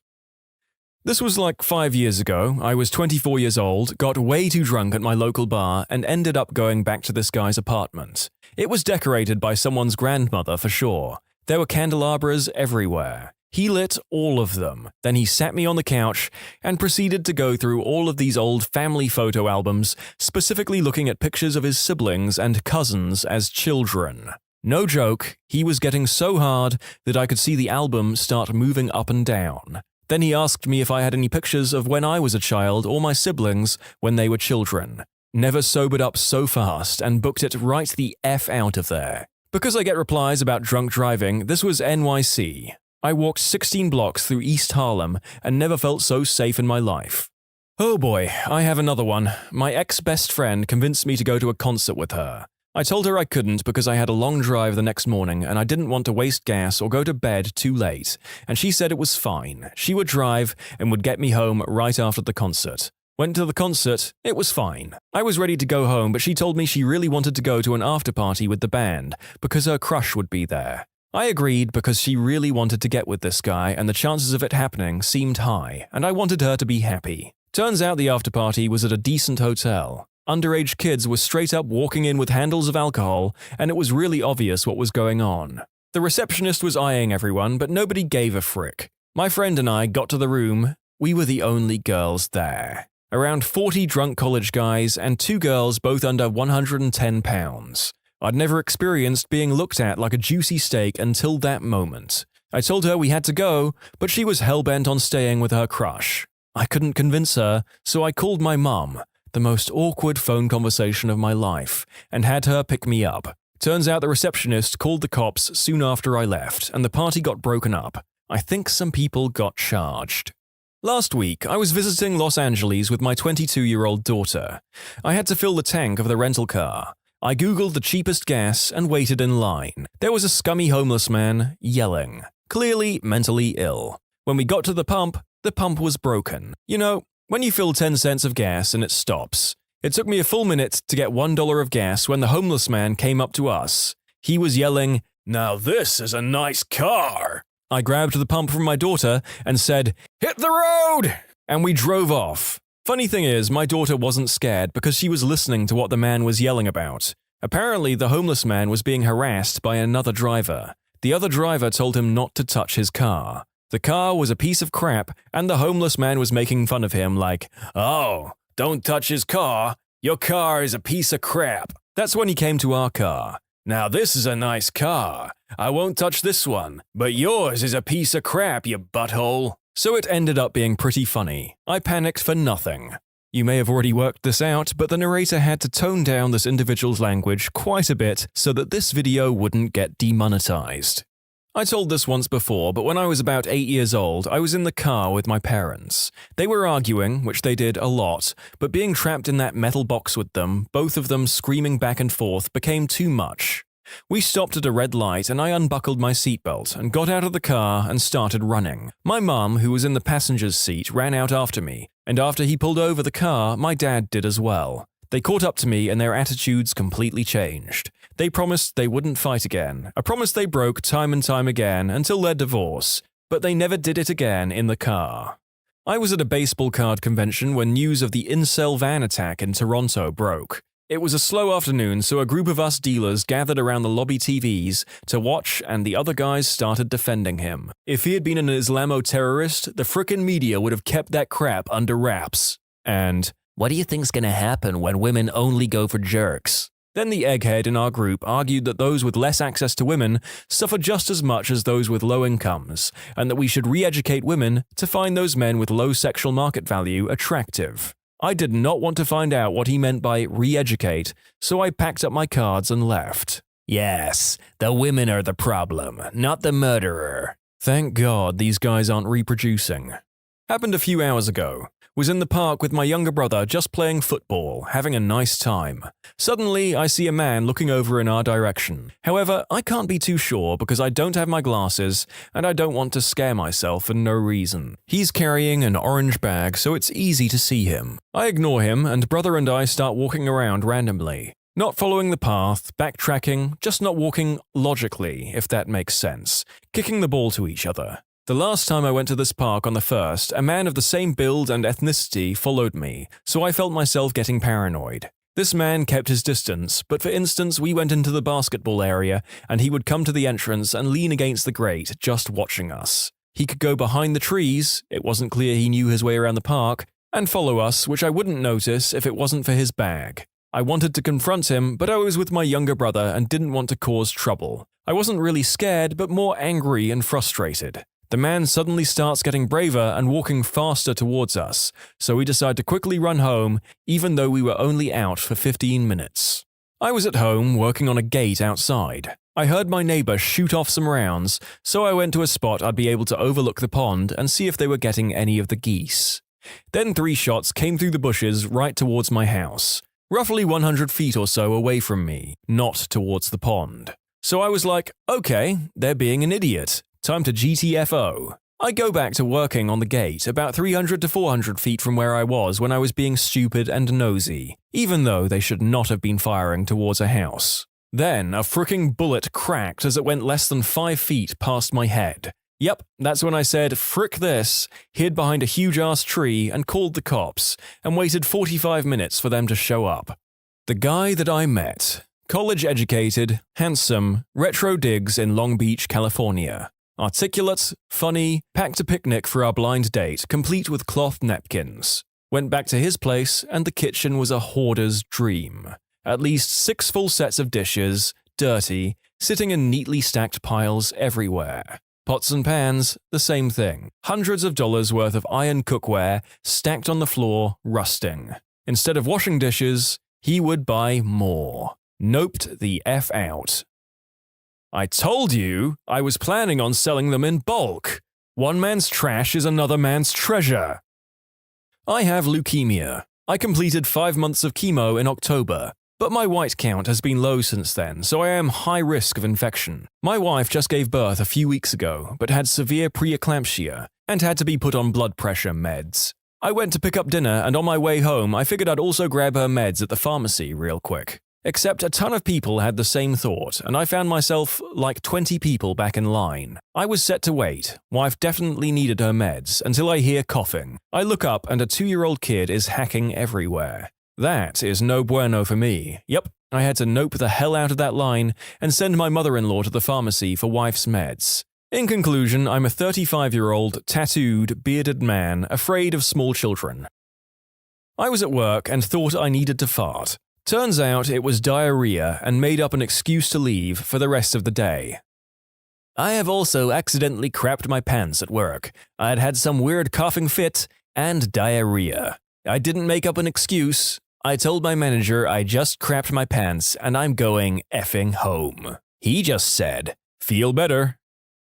When I first moved to where I'm living now, it's across the river from a college town/city with a main street that is littered with restaurants and bars. So one night, a couple of friends and I went out and decided to bar hop. Nothing crazy, just wanted to check out the different places. Walked into one hole-in-the-wall joint with only a handful of people in there. Everybody's head turned and looked at us like we were from another planet. Weird vibe immediately. Asking how we're doing and what he can get us. We order our round of drinks. Bartender very slowly says, "Is that all?" Again, weird vibe, but whatever. Random guy, later found out to be the owner, comes and sits next to us and starts chatting us up. Where we're from, what we're doing in the area, if we're cool. Lots of weird conversation starters. At this point, we want out, but our drinks haven't come back yet. So we get our drinks and try to keep to ourselves. Guy keeps asking if he can get us anything at all, off the menu. It's at this point that I realize that the 2 women at the other end are doing coke off the bar. There's also now 2 large men standing against the wall right behind us, just grilling us. Not wanting to make a scene, we all shared talked amongst ourselves for a minute, finished our drinks as fast as possible, paid and left. The owner was trying to talk to us the entire time we were paying and making our way to the door, trying to keep us there as the 2 large men slowly close in. We got the frick out and said nothing until we hit the other side of the street. Grabbing some Waffle House in a not-so-good part of town around 2 a.m. after work. Dude whipped out a gun and was screaming at the chick he was with. Definitely my most gotta get the F out of here moment. A few years later, got a job as a 911 call taker. Same Waffle House got shot up, so there is that. When I realized the shelter I work for is pocketing donated money, keeping and using donations for themselves first, taking their food, taking housing products, all for their own personal use. These people have well-paying jobs with plenty of overtime, benefits like health life and dental. So yeah, screw that place and screw those people. Sucks for the ones that do have to stay there. I'm black. I live near Alabama. A friend was having a party, but she was using a different friend's house as the venue. The house was deep in the woods, and this man at the gas station was being friendly and joking with us. Everything seemed fine until he said something like, "Don't forget the Klan meeting is tonight at 7. I'm kinda blacked out for a second because I'm sure he meant something else, but I got a bad vibe. A company I was working at got bought out by another company. They tried to make us sign agreements that we wouldn't work in the industry for 2 years after working for our company. So I'm not allowed to have a job in my field for 2 years if they lay me off. A bunch of us refused to sign it, but nothing happened. Then people in management started getting moved around, and they put someone in charge of me who was really incompetent. When a big company buys a small company with a lot of name recognition, I can see the writing on the wall. I got another job and got the heck out of there. What's your "I finally met my online friend" horror story? Back during World of Warcraft's second expansion, there was this guy in my guild I'd become friends with, mostly through other friends. We'd talked more and more over time and become fairly close. He had this butthole roommate and I could hear the guy sometimes, especially when something went wrong during a raid. He'd scream and throw fits. He was pretty awful sounding. My friend told me he wasn't just loud and obnoxious, but verbally and sometimes physically abusive too. I had my own apartment, so I said, you know what? Come stay with me, just long enough to get you on your feet and into a place that's safe. He showed up at my place with a trash bag full of his stuff and laptop. I set him up in the apartment and started trying to help him find a job. Well, he did not want a job. He did not get a job either. He sat in my apartment day after day, eating my food and slowly draining my savings. No matter how hard I tried to get him motivated, he would just dig in his heels and somehow become more sedentary. Eventually, I told him he had to go. I couldn't afford to keep him there. He was just couch surfing. I spoke to some people and eventually pieced together that his method of securing a new, temporary place was playing on the sympathies of his friends to convince them he was in a terrible living situation. It just worked really well on me because he had that loud, obnoxious roommate to play off. He wound up calling a nearby relative to come and get him, I think his aunt. I don't know what he told her I supposedly did, but I have never seen a more venomous look from someone in my life. As far as I know, he moved in with his sister and brother-in-law after that, but frankly, I don't care where he ended up. He also stole a bunch of my stuff. First and last time I do anything like that. Met this dude on EverQuest and we played some games together ever since. Been a part of the same guild, help each other out on mobile games and have conversations about life in general. It isn't him that's the horror story. It was his mum. So one day, I think we were playing World of Warcraft at the time, I log on to do some quests. Suddenly his user comes on and asks to chat by video. We've done this before and there's no problem, but after I click to start the video chat, there's his mum butt naked on the screen. She asks me to watch her pleasure herself and I'm like, no lady, this is awkward as F. And I log off for a few days. I get an email from my friend, he wants to know why I haven't shown up for quests or anything. So I tell him what happened and he's seriously like, WTF. Turns out his mum had been doing this to a lot of his online buddies and eventually goes to prison for committing the unspeakable act with a minor or two. Buddy's still doing great though, wife and kids, plus we still play the occasional game together. I never actually met the guy but spoke to him on the phone. We'd met on MySpace when I was in college and exchanged email addresses when we realized we lived in the same town. Eventually, I gave him my phone number and made plans for him to call me. When he did, his voice creeped me out. It was how I imagined a serial killer would sound. By the time I got past it and was comfortable talking to him on the phone, I started noticing other red flags. Whenever I brought the neighborhood up, he changed the subject. At one point, I asked him what his favorite restaurant on the boulevard was, and he hedged. So I made up a restaurant that I said was my favorite. He immediately said that was his favorite too, and he especially loved one of their dishes. He went on and on about this wonderful place that didn't exist, and there wasn't a similar one in town, so he couldn't be confused. I called him out on the fact that he obviously had never been to my neighborhood. Turned out he didn't even live in the same state as me. It's like I don't understand what this person was actually trying to gain. Was he just that starved of human conversation? Guy I knew in college met a girl online and spent every day talking about her. She lived about 6 hours away, so he planned to take a semester off and pursue this relationship. He got a job in her town and asked if I'd help him move out there, since my car would hold more than he could take on the bus. I had a long weekend off and figured, why not? A road trip could be fun. I'd drive him out as a goodbye present, and the way back I planned to visit Yellowstone. Well, we arrive and it turns out he doesn't have an apartment lined up, and he found a job posting in his girlfriend's town. He hadn't actually gotten the job, or even applied yet. I make a bunch of phone calls and find him a room to rent that will let him move in that day with just first, last, and deposit, even without a job.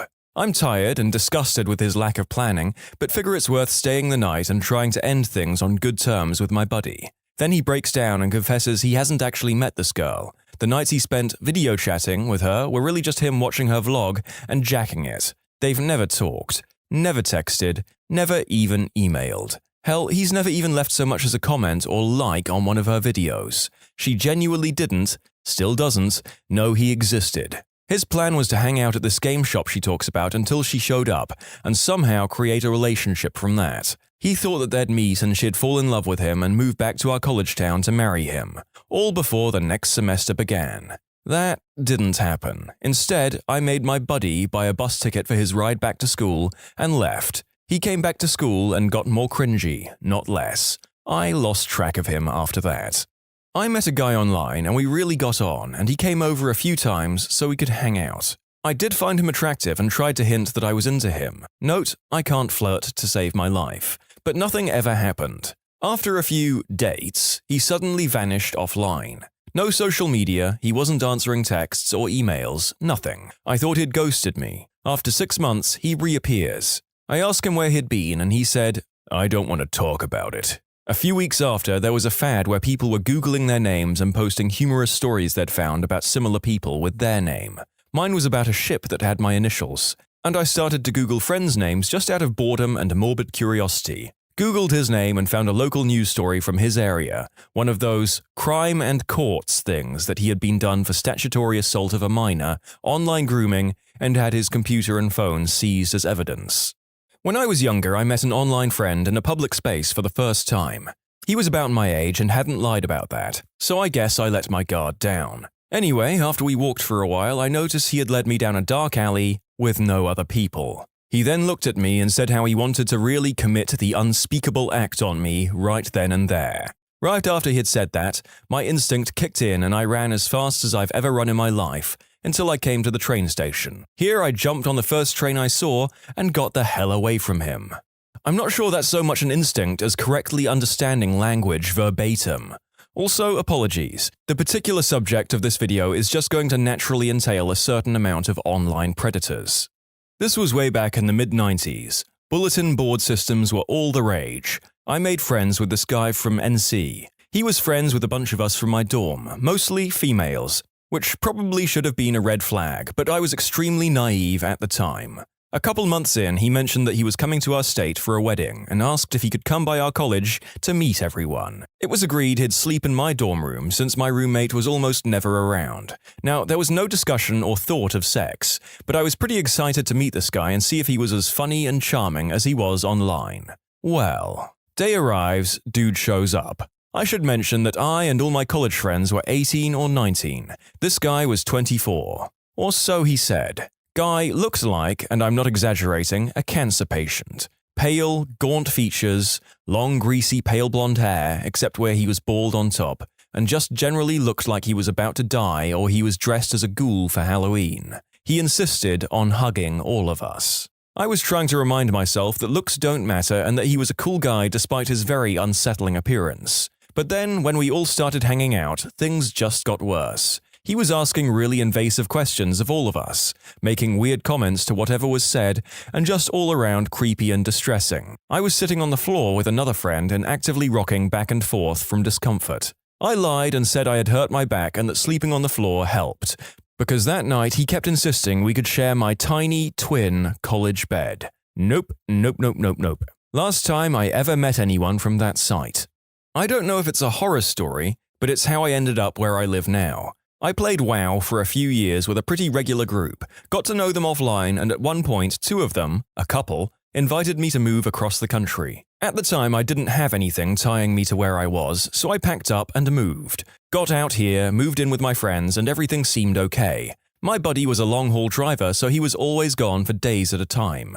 His girl would try to set me up multiple times with two of her friends at the same time, one in Minnesota. I ended up having a hard time finding work for a while, finally got a job though, and was putting some money away while helping watch their kids. Out of nowhere one day, my buddy accuses me of trying to fool around with his girl. Nothing had ever happened, but I had noticed her spending more and more time in my room when he wasn't there. I knew his history and his previous relationship had ended after she cheated with a friend of his. He wouldn't listen, so I got kicked out without any warning and they stole about $1,000 worth of my stuff and later moved. Ultimately, it all worked out for me. Cut the friend and his girl out of my life completely, and moved on. Now I have a good job here, wife and kids.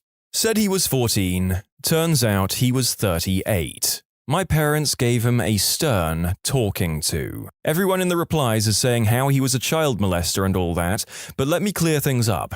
He was always nice and friendly until I found his Facebook and saw his age, at which my parents had a mental breakdown. Was never allowed to play video games with him online again. Returning to this post later, okay, maybe he was. After college, I was playing a game called EVE Online. I was in a corporation with a dude who I thought was the coolest. He had sold stuff in-game for real-world money and had built a supercomputer. He had a smoking hot girlfriend and had pictures of them rock climbing doing some super cool things. He was also like a head chef where he worked, and since I was a chef as well, I had a little bit of a bromo crush on him. He told me after I graduated that he could hook me up with a manager job and all I had to do was move up there. I sold everything I owned that day at a pawn shop and bought a U-Haul and started driving. 1 hour before I got there, it was like a week-long drive, he called me and told me the job was no longer available and I shouldn't come. When he found out how close I was, he said to just come anyways. When I got there, I was completely blown away. They lived in a disgusting Section 8 apartment with 4 other people, in a 1-bedroom apartment. They had like 3 cats, which I'm allergic to, and a kid as well. Day 1, it was all illegal substances and partying. I did not partake. I was not enthused. Day 2, I went into the city looking for a crap job to survive. I got one. It was terrible. Day 3, my buddy tells me we're all moving out and into a nice apartment. Week 3, we actually move into a new apartment, and the first night in that apartment, he starts beating his smoking hot girl in front of their child. The second time he beat her, I called the cops. Him and his girlfriend immediately said I was the bad guy and that they were just loving each other. They had the cops escort me from the apartment. So there I was, 1,700 miles away from home, homeless at 2 a.m., and it's frickin' raining on all my things. Lars, you are a sack of crap and I hope you die of space herpes. Look, most chefs aren't crazy, spouse-abusing, illegal substance addicts. But as a guy who worked 8 years in hospitality, I will say that I met more chefs that fit that category than in any other field I've worked in. I've been active in numerous online communities over the years, and have been fortunate enough to hang out with many of the friends I've made there in person. There's only been one incident I couldn't cope with. He picked me up at the airport, which was very nice of him, and as soon as we got into the car, he started picking his nose. There's a lot that goes through your mind when you hop into a vehicle with someone you've never been alone with, and you immediately catch them 2 knuckles deep in their rostrum. I looked quickly away so that he wouldn't know I caught him and be embarrassed if he was trying to sneak one out before I noticed. If he did notice, he didn't seem embarrassed, so I relaxed a little. I guessed maybe he was so confident about himself and our friendship that he descended past caring if I saw him take care of a quick boog. Fine, sure. When I finally looked back at him, he was wiping his fingers across his dashboard. To this day, I'm not really sure what to think, but this guy spent the entirety of the few hours we were together scooping out boogers and wiping them off on parts of his car, or the table, or wherever it was that we'd stopped at. I realized I was being transported in a rolling booger shrine, and that there was nothing I could touch without needing to wash my hands. I was sitting on a crust of fossilized booger stuff. I had to be. I didn't want to hurt his feelings. He was a nice dude, but I wound up ollieing out of our visit early because I couldn't handle it. I don't consider myself a clean freak, but as wiping started to stack, it was all I could do to not throw open the passenger door and roll myself out into traffic to escape. I still wonder if I should have done or said anything to save him some grief in the future, but it didn't feel like it was my place, you know? What do you even say? He was driving cross-country with a friend. I said I had a couch or floor they could crash on if needed. He was great. She was an annoying cow. She hated everything, was annoyed by my cat, didn't like anything I had to eat or drink, etc. They were literally there for like 16 hours. I met a really cool group of people from a chat group website called XAT that lives in minimal distance away from me, like maybe 15 minutes, and the horror story part is that I was in my emo phase and probably made a lasting impact on their lives as a hot topic connoisseur. After 4+ years of playing World of Warcraft together and chatting, online and on the phone, he invited me to visit him in Australia. I figured it was safe since I'd known him for quite a while and had never gotten any weird vibes. No flirtation, no creeperiness, nothing. 2 days into my very clearly stated platonic visit, he tried to commit the unspeakable act with me. I ditched all my stuff except for what I had in a small duffel bag and took off, traveling on my own for the 2 weeks until my flight home. A few months later, I received an unsigned postcard from the Gold Coast that just said, "Thinking of you," with a smiley face. Ugh. Obviously the first offense is worse, but that postcard is just... ugh. Not a horror story, but about a year after I made the move from Massachusetts to South Carolina, I was playing video games and a guy on my team talked about how he just moved into a house in the same area that I moved from. So I PM'd him and turns out he had moved into my old place and was playing in my old room with his desk in the same spot I had mine. Wow, this one isn't creepy, but probably the strangest one I've read so far. A couple of years ago, this girl messaged me on Reddit saying she had really connected with a comment I made about first seeing the ocean, because she had just gone through a similar experience. She was going to come down to Chicago to visit a friend of hers and asked for suggestions of things to do. I gave her a bunch and then we kept talking and finding out that we had more and more in common. We eventually started talking over the phone and text messages, and when she came down, we went out for burgers and beer. We kept talking every day after that, and I was really starting to like her. She said she wanted to come down to Chicago again if she could stay with me. I told her, of course, and a few weeks later she was here for Saturday and Sunday. Really, it was mostly just Sunday because she got in late on Saturday and fell asleep on my couch. The next day we went to the zoo and had a really amazing day. After that, we came back to my place and decided to go to the brewery nearby, which made a beer that had her name in it. We went there and then ended up bar hopping through until we ended up near the dive bar by my apartment. We drank and played pool there and eventually grabbed some to-go beers and headed back. I asked if she wanted to see the place by the river I liked to go and drink and think. We sat and eventually started making out and decided to head back to my apartment. We hooked up and then the next day went to the south side to get breakfast at a place she really liked near her friend's apartment before she had to drive back. We kept talking after that and I was planning on coming up to visit her in Detroit. But then one day she just ghosted me out of nowhere. Not as horrible as some other stories, but it was really crappy for me because I actually really liked this girl, and to this day I have no idea why she stopped talking to me. By the way, she's definitely not dead. We followed each other on Instagram and I saw that she was okay a bit after she ghosted me. I had a layover in Amsterdam and I met up with a buddy I'd been chatting with on Soulseek for years. Electronic music file sharing. He gave me directions to his work, we delivered a huge wheel of cheese to a church in the red light district, then got drunk and high in a bar. 10 out of 10, most Dutch experience possible in Amsterdam. Only horror show part was how tall Dutch people are and how they speak English. This guy was like 6'7" and his voice was high to match, and all loopy and sing-songy. Very hard to take seriously as a person. Dutch people have the worst accent, really. And I can know 'cause I'm Dutch. The narrator would like to sincerely apologize for his Dutch accent. I'd been chatting to a girl for quite some time and finally ended up visiting her house, about 50 miles away, for an evening of enjoying each other's company. We wake up the next morning to loud noises, which turned out to be her fiancé I knew nothing about, ripping a window off its hinges and climbing in as she'd locked him out. Locked the door and left the key in the lock. There was a strange car on the driveway, so he thought she might be in trouble. Alas, it was me in trouble as this guy was huge and a bit upset at this point. I managed to talk him down and explained the situation, to then find she had called the police and accused him of breaking and entering. During the time the police were questioning him, I made my escape and hightailed it out of there.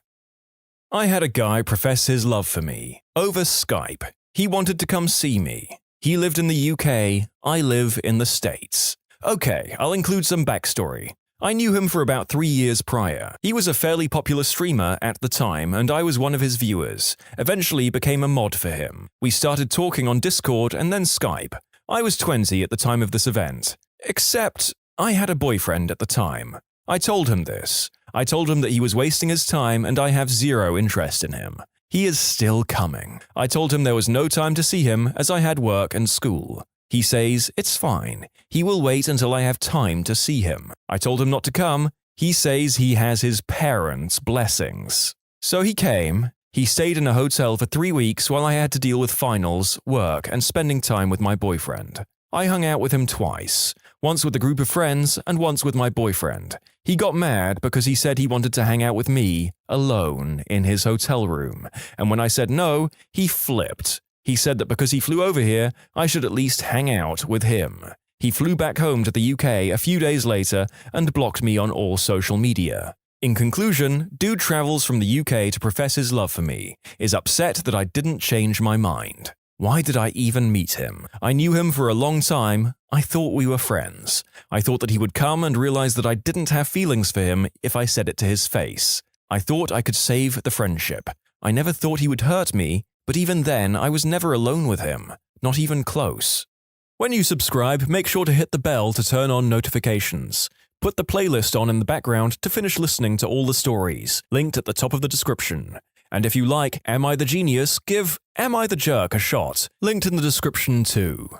Either way, thanks a lot for watching, and we'll see you guys next time.